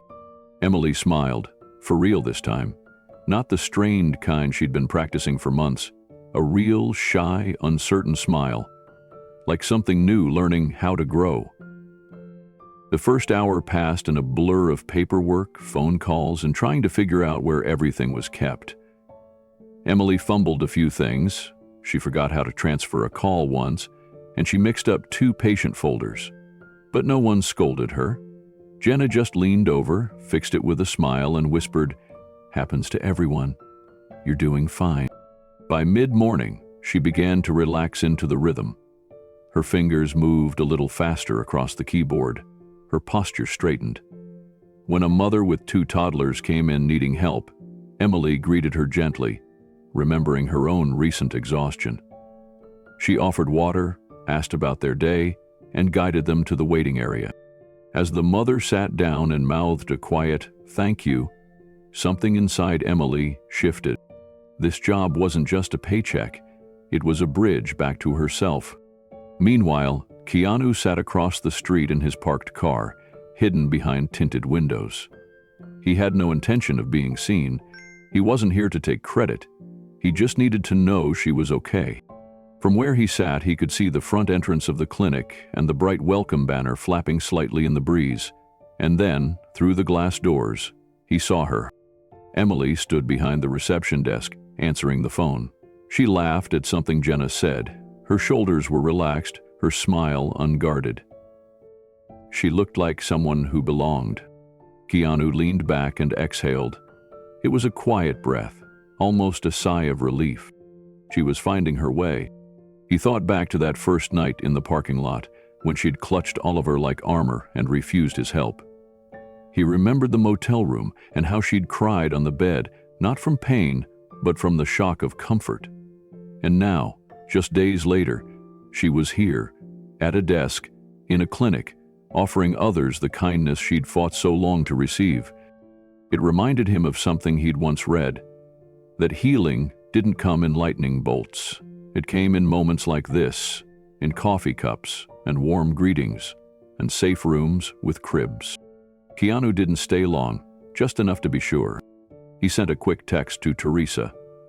"Thank you for giving her a chance." Then he drove off quietly, unnoticed. Back inside the clinic, Emily was learning how to refill the printer with toner. It jammed, of course. She laughed nervously as she tried to fix it, smudging ink on her fingers. "Rite of passage," Janet joked, tossing her a wet wipe. Emily wiped her hands clean and turned back to the reception desk. The phone rang. She picked it up with a calm voice she hadn't heard in herself for months. Good morning, Community Care Clinic. This is Emily. How can I help you today? And for the first time in what felt like forever, she believed she had something to offer. Not just survival, not just endurance, but presence, grace, value. She was becoming visible again, not because someone rescued her, but because someone believed she was worth the effort. And now, she believed it too. That belief was the beginning of everything. Emily sat on the edge of the bed in her small room at the community center, fingers nervously twisting the edge of a blanket. Oliver was asleep in the crib, his chest rising and falling in peaceful rhythm, but her heart felt like it was caught in a fist. She stared at the door as if someone might knock at any moment. She hadn't told anyone, until now. Keanu sat across from her in a worn armchair, quiet, attentive. He'd stopped by with groceries, just checking in, as he often did. But tonight, Emily had asked him to stay a little longer. "I got a letter," she said softly. Keanu leaned forward slightly, saying nothing, but his presence told her to keep going. "It came 2 days ago. From Liam's parents." Her voice wavered. "They found out where I was. I don't know how, but they did." Keanu's jaw tightened, not with anger, but alertness. "What did it say?" he asked. Emily pulled a folded paper from her hoodie pocket and handed it to him. He read the first few lines, then glanced up. "They're requesting visitation?" Emily nodded, and hinting at full custody. "They still think I'm unfit, that I ran away, that I'm unstable." She rubbed her hands together as if trying to scrub the shame off her skin. "I'm terrified, Keanu. If they take Oliver from me..." Her throat caught. "I won't survive it. I just won't." He handed the letter back gently. "Let's take this one step at a time." "They've got money," she said almost bitterly. "They'll lawyer up. I've got nothing." "No," he replied. "You've got something better. You've got the truth, and you're not alone." Emily looked at him, her eyes swimming. "I know it's not the same," she whispered. "But they've done this before. They threatened me while I was still pregnant, said they'd find a way to raise Oliver without me if Liam ever got into trouble again. And then, he died. And they blamed me." Keanu let the silence sit for a moment, not rushing to fill it. Then he leaned forward. "I want you to talk to someone," he said. "A lawyer I trust. No charge, no pressure, just information." Emily hesitated. "What if it makes things worse?" "What makes things worse," Keanu replied gently, "is pretending the threat doesn't exist. This isn't about going to war. It's about knowing your rights and protecting your son." She exhaled slowly. "Okay, I'll talk to someone. Tomorrow," he said. "I'll drive you." The next morning, they met with a quiet, sharp-eyed woman named Naomi Tran at a small family law office on the east side of town. Naomi didn't waste time with fluff. She read the letter, asked questions, and laid out the situation plainly. "The male don't have a case unless they can prove neglect, abuse, or danger," she explained. "From what I see, you've done everything possible to keep your child safe." "But I ran," Emily whispered. "I lived in a car." Naomi nodded. "That's not abandonment. That's survival. And it shows strength, not recklessness." She tapped her pen on the desk. "They're bluffing. But we'll take it seriously. First step, filing a formal response. Second, document everything. The support you've received, your job, the stable housing, that matters." Emily glanced at Keanu. He gave a small nod, calm and grounded. "You don't have to be perfect to be a good mother," Naomi said. "You just have to be present, and clearly you are." Emily swallowed hard. For the first time, she felt something unfamiliar rising in her. Resolve. Later that afternoon, Emily stood outside the law office, gripping the folder Naomi had handed her. It wasn't thick, just a few pages outlining her rights, steps to take, and advice for what might come next. But it felt like armor. She stared at it like it might burn her fingers. Keanu stood nearby, not saying anything, just watching her, quietly supportive. "I thought knowing would make me feel better," she said finally. "But it's scarier in some ways. It's real, now." He nodded. "It was already real. Now you're not facing it in the dark." Emily let the words settle. There was something comforting about having light, even when it exposed everything you feared. They walked back to the car in silence. Oliver was with a childcare volunteer at the center, giving Emily a few hours to handle the meeting alone. It was the first time she'd been away from him in weeks. But instead of panic, she now felt an emerging sense of readiness. That evening, in her room, Emily looked at herself in the mirror. She didn't see the terrified woman who had clutched her son on the sidewalk, begging for help. She saw someone still scared, but learning how to stand. Oliver stirred in his crib, murmuring softly. She crossed the room and picked him up gently. He opened his eyes halfway, then settled into her shoulder with a sigh. "You're not going anywhere," she whispered to him. "Not without me." Keanu had quietly arranged for Naomi to file a protective notice, informing the court that Emily had secured housing, employment, and legal representation. It wouldn't stop the other party from trying, but it would send a strong message. They weren't going to walk in and take her child without a fight. And for the first time, Emily was willing to fight. The next few days were filled with paperwork, calls, and appointments. Keanu checked in often but never hovered. He offered help only when asked, trusting her to take the lead. She was grateful for that.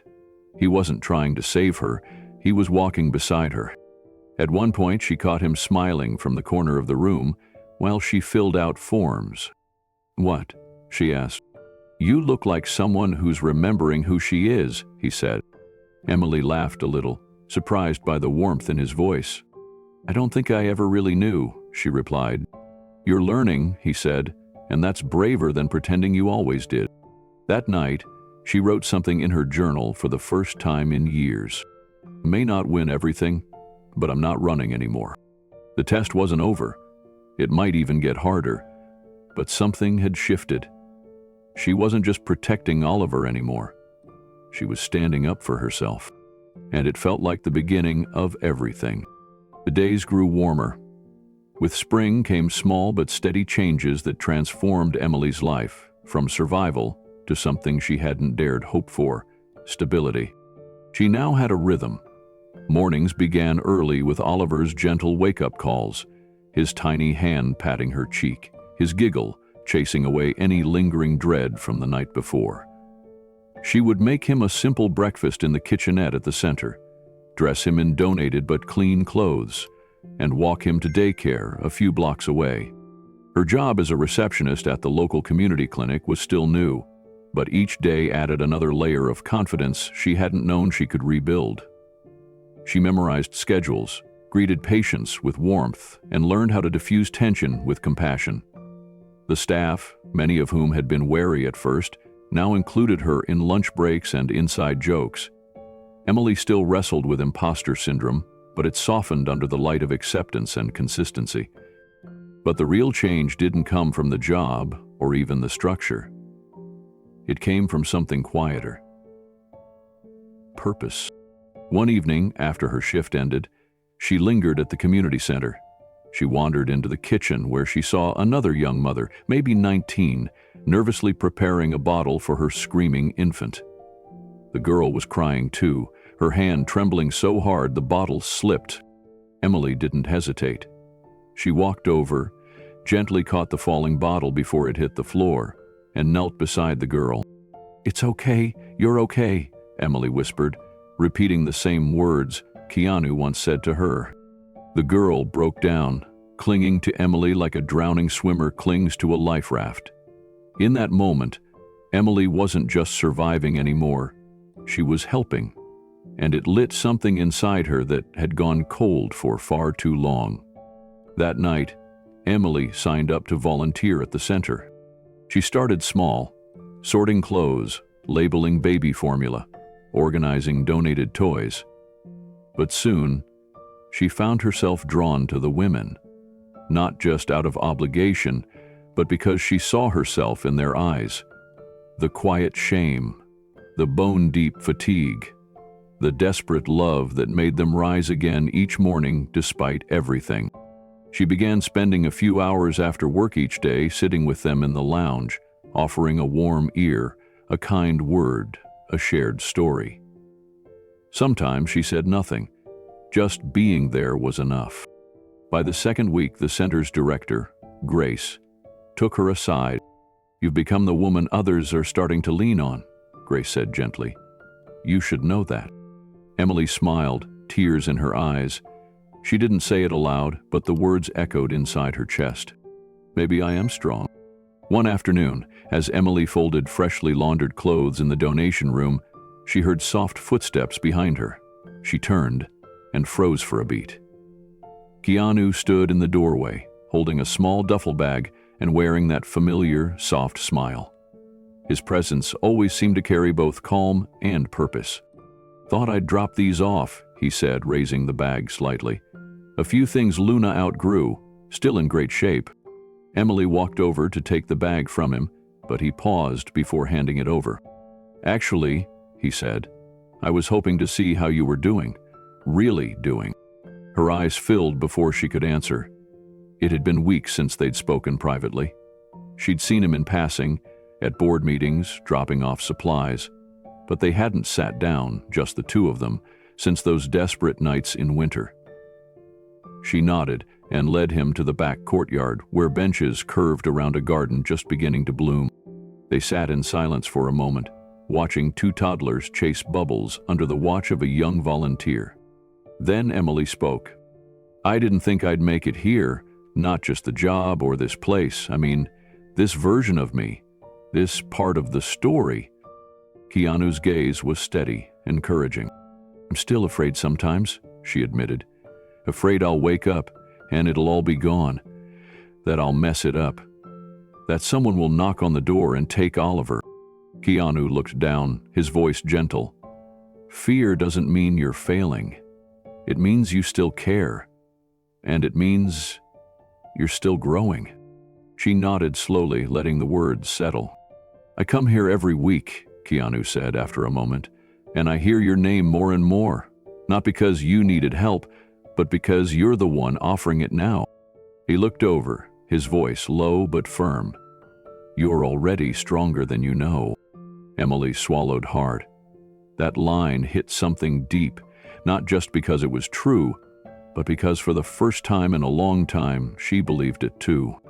Later that evening, back inside, a new mother wandered in, looking lost and out of place. Emily noticed her instantly. The slouched shoulders, the anxious grip on the diaper bag, the darting eyes. She walked over and gently introduced herself, remembering her own first moments here. Within minutes, she was guiding the woman to the pantry and offering her a chair to rest. The new mother burst into tears, and Emily reached for tissues without hesitation. She didn't know her name yet, didn't know her story, but it didn't matter, because someone once made space for her, and now she was doing the same. She didn't need to save anyone, just show up, just stay, just keep the light on for those still finding their way. The following week, Emily was leading a small evening group for new mothers. She never imagined herself in that role, but Grace had asked her to share her story. At first, she hesitated. Speaking her pain aloud still scared her. But as she looked around the circle, at the women clutching their infants, their faces pale with exhaustion, she saw her old self in each of them. She began simply, "I used to live in my car with my son. I thought it meant I had failed him. But I know now, it meant I never gave up." The room grew still.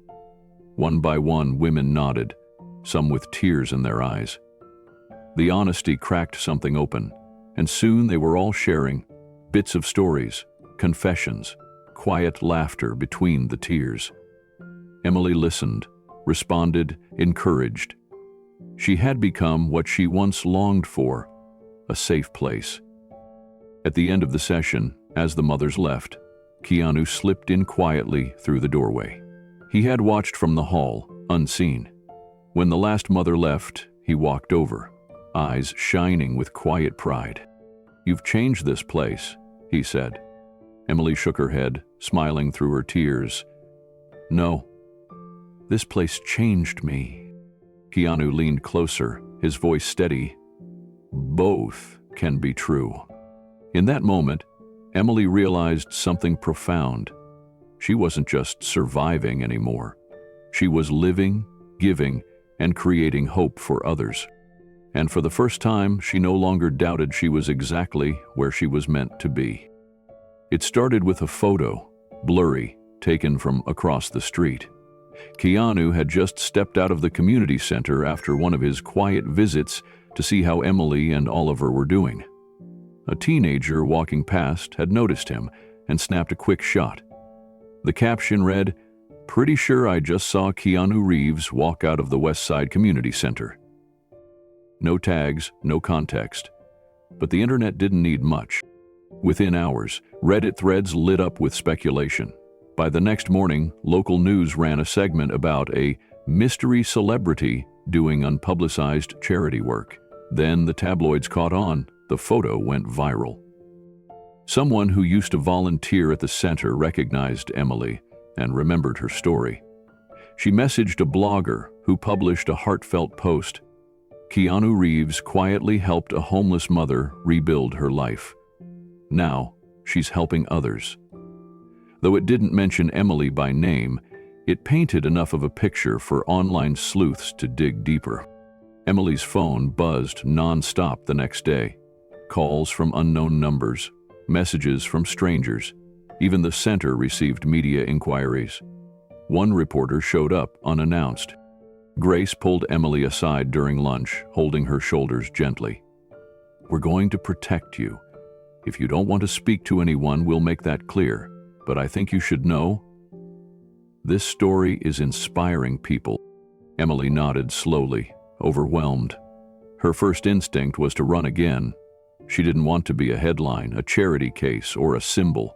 She just wanted to be Oliver's mom, quietly doing her best. She sat in the small break room later that afternoon, her hands trembling around a cup of lukewarm tea. Keanu arrived quietly, his baseball cap pulled low, but his presence was unmistakable. He sat across from her, not saying anything at first. Finally, she whispered, "I feel like the world is watching me naked." He looked her in the eye and nodded. "I know that feeling." Her voice cracked. "They're turning my life into a story. But they don't know what it cost." Keanu leaned forward, speaking gently. "Emily, your dignity isn't something anyone can take. The cameras don't own your story. You do. And this isn't about pity. It's about resilience." She looked at him, searching. "But what if they twist it? What if they only see me as the woman who slept in a car? Then let them. You know who you are. Oliver knows. And the people you're helping, they see the real you." She exhaled, the tension in her shoulders softening. "I just don't want Oliver growing up thinking we were a spectacle." Keanu's tone was firm. "He won't.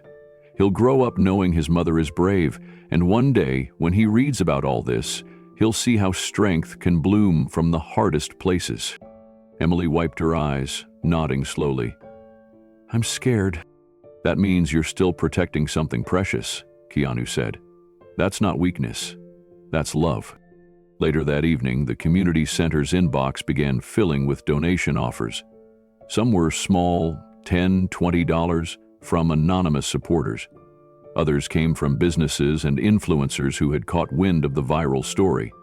A Los Angeles bakery pledged weekly bread deliveries.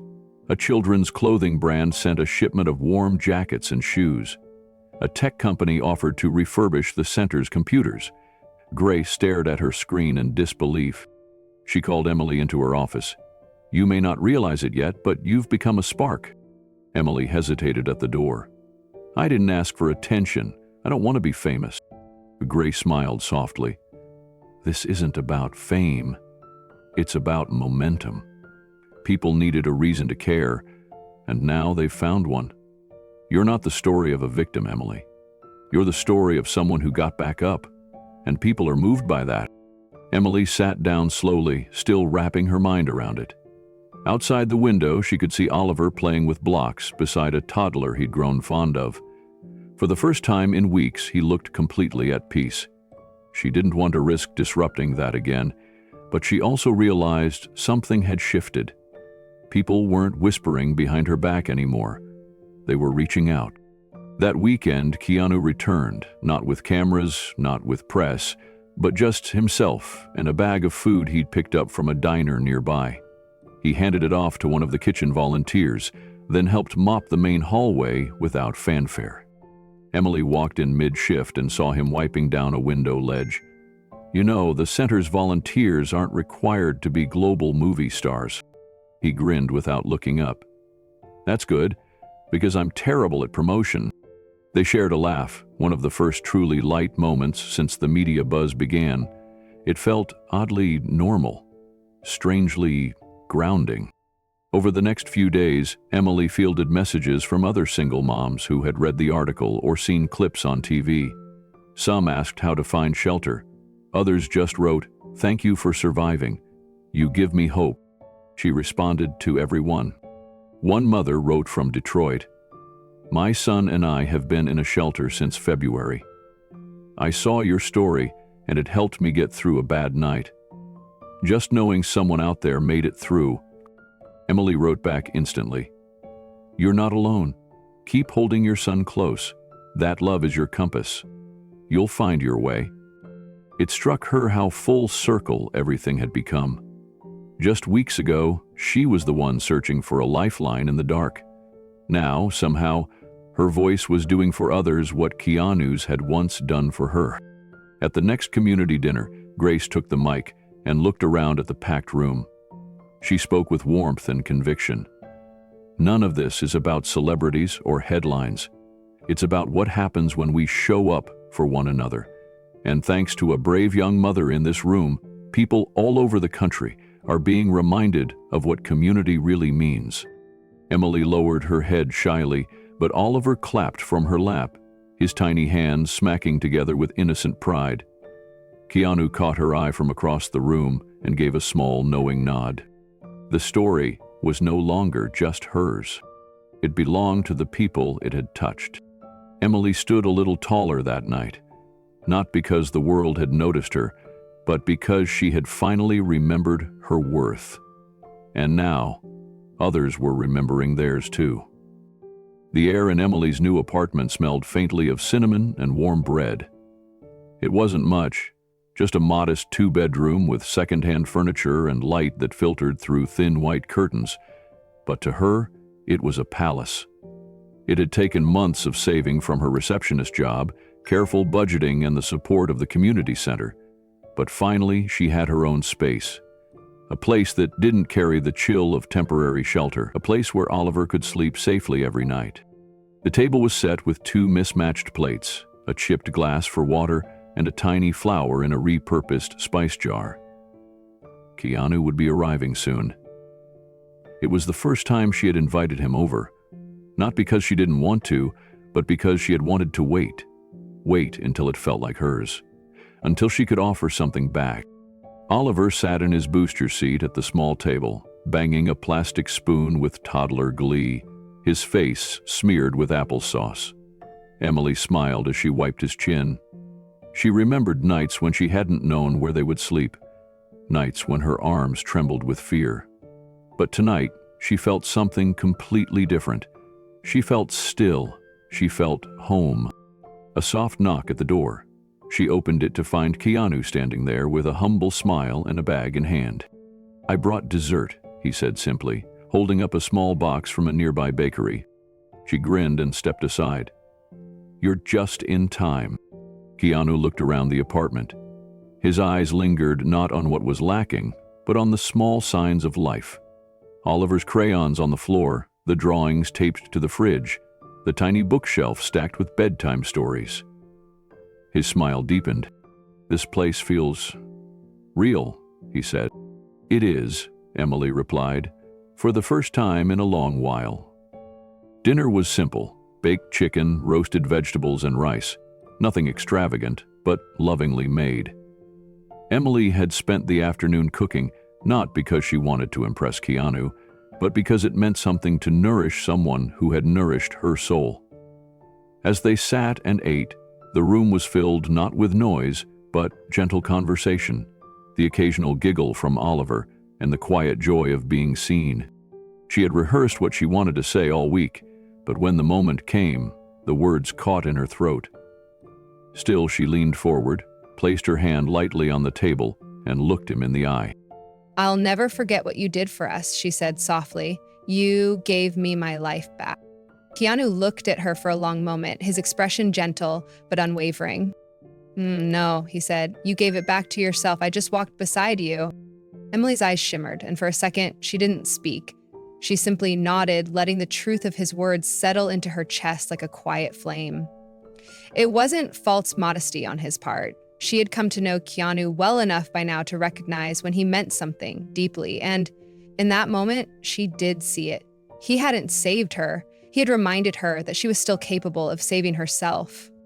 Oliver let out a sudden squeal, flinging a spoonful of mashed carrot across the table. It landed near Keanu's elbow, and both adults burst out laughing. Keanu wiped it off with a napkin, smiling as Oliver clapped his hands and laughed at his own chaos. The tension of the moment melted into something warmer, something almost familial. After dinner, Emily poured hot water over 2 mugs of chamomile tea while Keanu rinsed the dishes, refusing to let her do it alone. She let him not because she couldn't, but because she finally understood that accepting kindness didn't make her weak. It was okay to receive. It was okay to share the weight. When the dishes were done and Oliver was tucked into bed, his cheeks flushed from laughter and his small chest rising and falling in rhythmic peace. They sat on the couch with their tea, the soft hum of a lullaby monitor playing from the bedroom. Emily leaned back, letting her shoulders sink into the cushions.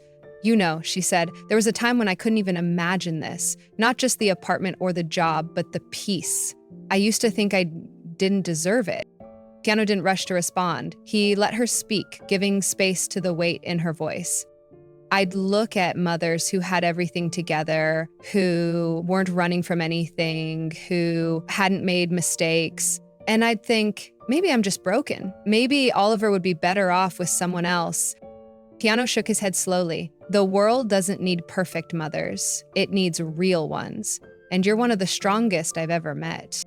She turned toward him, blinking away the heat behind her eyes. "Why did you help me? Back then, you didn't even know me." He sipped his tea, thinking for a moment. "Because someone once reminded me I didn't need to be perfect to be worth loving. I guess I saw that same look in your eyes, the one I used to see in the mirror." Emily's breath caught. The honesty in his voice, his willingness to reveal his own scars, made the moment more sacred than any grand gesture. "I used to think kindness like yours only happened in movies," she whispered. Keanu smiled faintly. "I used to think people like you only existed in hope." A silence fell over the room, not uncomfortable, but full. Emily reached for a photo on the small shelf beside the couch. It was one she'd recently framed, a candid shot taken at the center's community event. She was holding Oliver in one arm and passing out food with the other, her face lit with a laugh, surrounded by people she now called friends. "This," she said, holding it out to him, "is what you helped make possible." He took the frame gently and stared at it, not because he needed recognition, but because the image captured something he believed the world needed more of: resilience, redemption, quiet strength. "I think," he said after a moment, "you're going to change more lives than you know." Emily smiled, her heart fuller than it had been in years, only because someone taught me what it looked like. Keanu stood to leave. At the door he paused, smiled softly, and said, "Thank you for reminding me to." The idea came to Emily one quiet Thursday morning. She was folding a box of donated toddler clothes in the community center's laundry room, watching Oliver play with a set of soft blocks on the carpet beside her. Another mother, Marisol, a recent arrival who rarely spoke above a whisper, was sitting nearby, staring blankly at the wall, while her baby fussed in a sling across her chest. Emily had seen that look before. It was the look she herself had worn months ago, hollow, unsure, waiting for someone to tell her what to do next.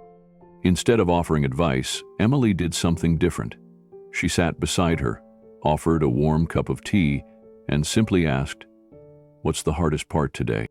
Marisol didn't answer at first, but eventually the words came, slow and trembling, about fear and shame and feeling invisible in the world.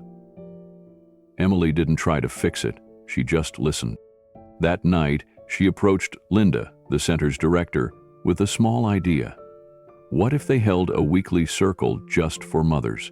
No forms to fill, no programs to qualify for, just a space to breathe and speak and be heard. Linda's eyes lit up with immediate recognition. "Yes, we need that. And Emily," she added gently, "you should lead it." The first meeting had 4 women. Emily set out a few folding chairs in the corner room with a chipped mural of sunflowers. She brought tea and cookies from her own pantry. No one said much that day, but they came back. By the 3rd week, there were 10 women and laughter. By the 6th, women were bringing blankets to sit on, toys to share, and stories to tell. They talked about tantrums and trauma, about eviction notices and missed birthdays, about hope and doubt in the same breath. One woman shared how she hadn't sung to her daughter in months because she didn't feel like a mother worth listening to. Another said she'd stopped applying for jobs because she was tired of being rejected for looking too tired. Emily understood every word. She didn't pretend to have answers, but her presence told them they weren't alone. As word spread, Keanu heard about the group through Linda. He didn't attend. He never would. He wanted it to be theirs. But quietly, through his foundation, additional funding flowed into the center. New toys for the nursery, a counselor on site 2 days a week, a bus pass stipend for those traveling far. Emily had no idea at first. When she found out, she was overwhelmed, not just by the generosity, but by the trust. She had gone from someone who needed help to someone creating it for others. With Linda's support, they expanded the weekly group into a mentorship program. Former participants paired with new arrivals. They shared job leads, childcare hacks, even grocery coupons.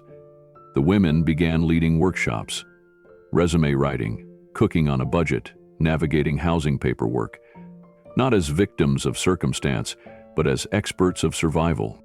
One morning, Emily stood in front of a chalkboard labeled Courage Curriculum, as 10 young mothers leaned forward with notebooks in their laps. Her own son, Oliver, now 3, was happily in preschool just down the hallway, safe, secure, and thriving. But stopping to read really took both time and... Emily glanced at the door briefly, almost sensing someone there. A shadow moved just beyond the hallway window. She smiled, knowing exactly who it was. Keanu didn't want recognition. He never entered the rooms during meetings, never sat in the circle. But he often arrived early in the mornings when the halls were quiet, leaving behind freshly brewed coffee or a box of books anonymously donated, labeled only for the strong ones. Staff quickly caught on, but no one ever mentioned it aloud. They respected his way of giving, not flashy, but quietly revolutionary. The changes were visible. What was once a worn-down building with flickering lights and chipped paint now gleamed with new purpose. Murals painted by the women themselves decorated the walls. Images of sunrises, children's handprints, and blooming trees. A donated piano stood in the corner of the common area, where sometimes one of the mothers would play lullabies after dinner. And outside, the playground had been rebuilt. It was safe, clean, and full of laughter. Oliver, once quiet and unsure, now ran confidently among the children, calling out names, sliding down the spiral slide with his hair flying behind him. His giggles had become the soundtrack of many afternoons. The preschool was no longer just a convenience. It was a launch pad.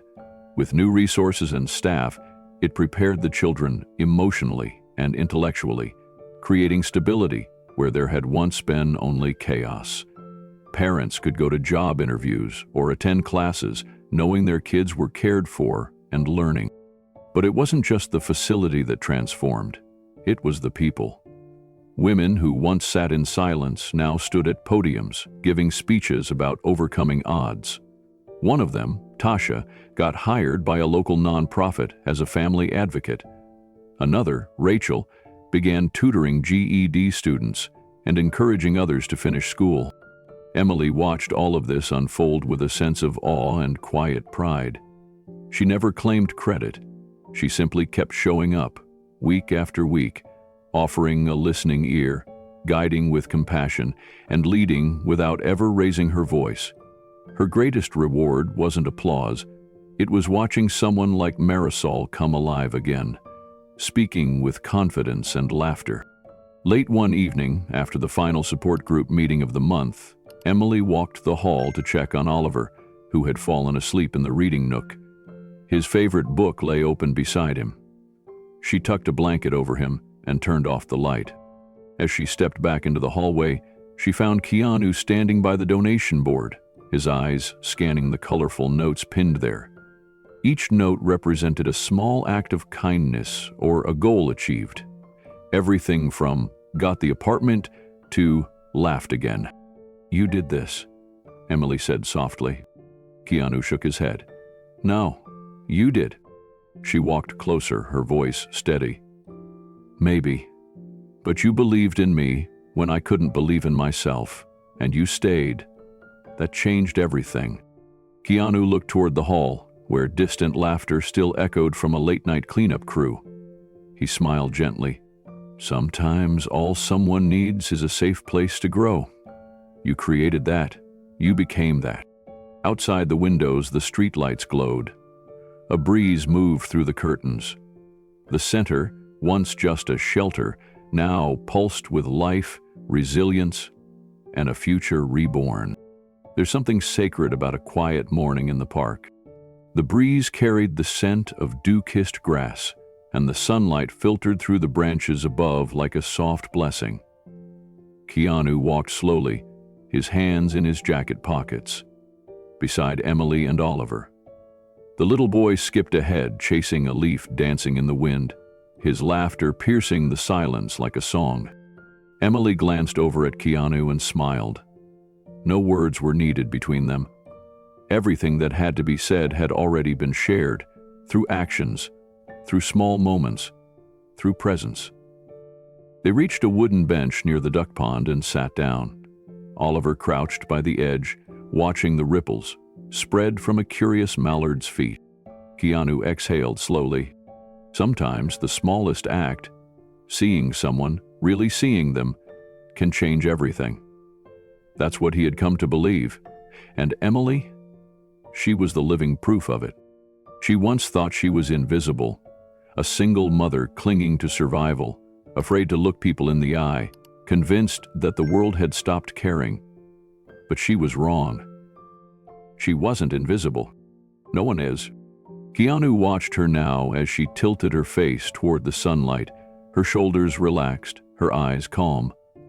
She had come so far, and not because someone saved her, but because someone stood beside her while she remembered how to save herself. He'd done movies, traveled the world, spoken to crowds, but nothing had felt as meaningful as seeing someone reclaim their own voice. Not in front of a camera, not with grand speeches, just quietly, day by day. And that's when it really sank in. True wealth isn't in what you own. It's not in bank accounts or properties or red carpets. It's in the lives you touch. It's in offering someone enough dignity that they remember they are worth fighting for. It's in walking beside someone as they find their footing again, never rushing them, never judging them, just letting them know they matter. And in this world, where people scroll fast, speak loud, and often forget to look up, just taking the time to see someone, really see them, might be the most powerful gift of all. He watched Oliver pick a yellow flower and offer it to his mother. Emily smiled and accepted it with both hands like it was a rare treasure. That was wealth. That was everything. Keanu looked out across the pond, the breeze brushing past him like a whisper. And he hoped, truly hoped, that more people would choose to slow down and look around, that they'd notice the Emilys of the world, that they'd see strength behind tired eyes, courage in trembling hands, and possibility in forgotten corners. Because the truth is, everyone has a story. Everyone carries something unseen.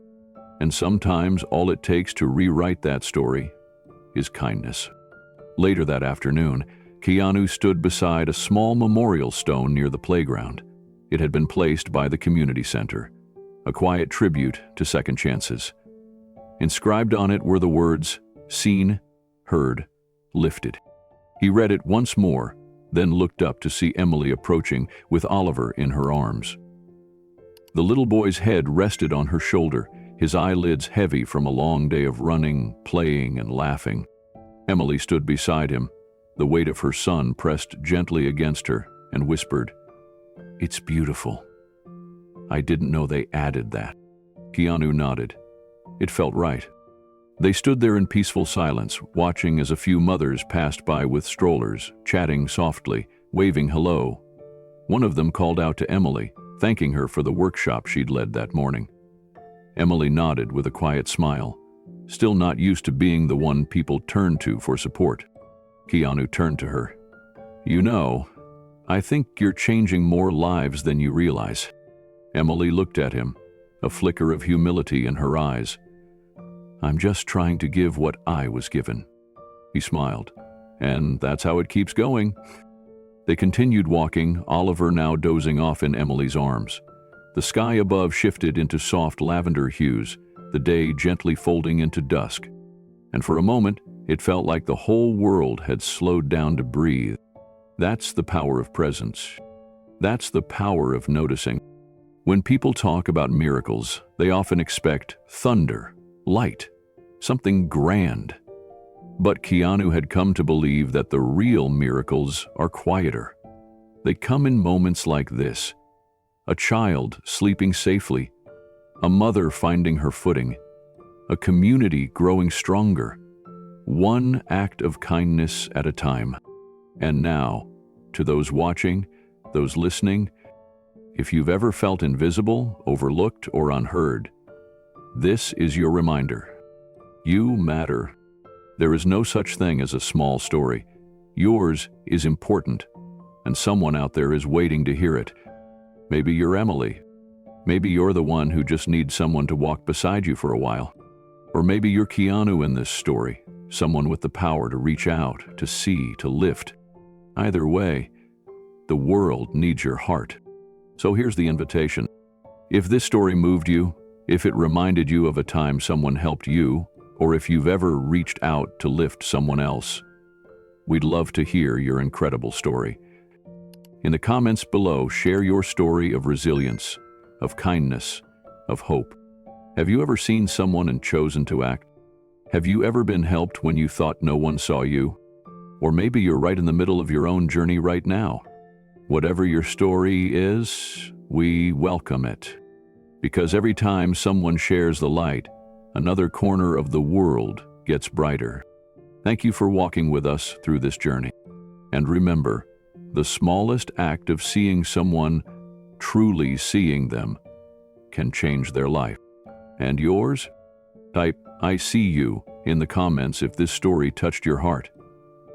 And don't forget to subscribe if you believe in lifting others one quiet miracle at a time. We'll see you in the next incredible story.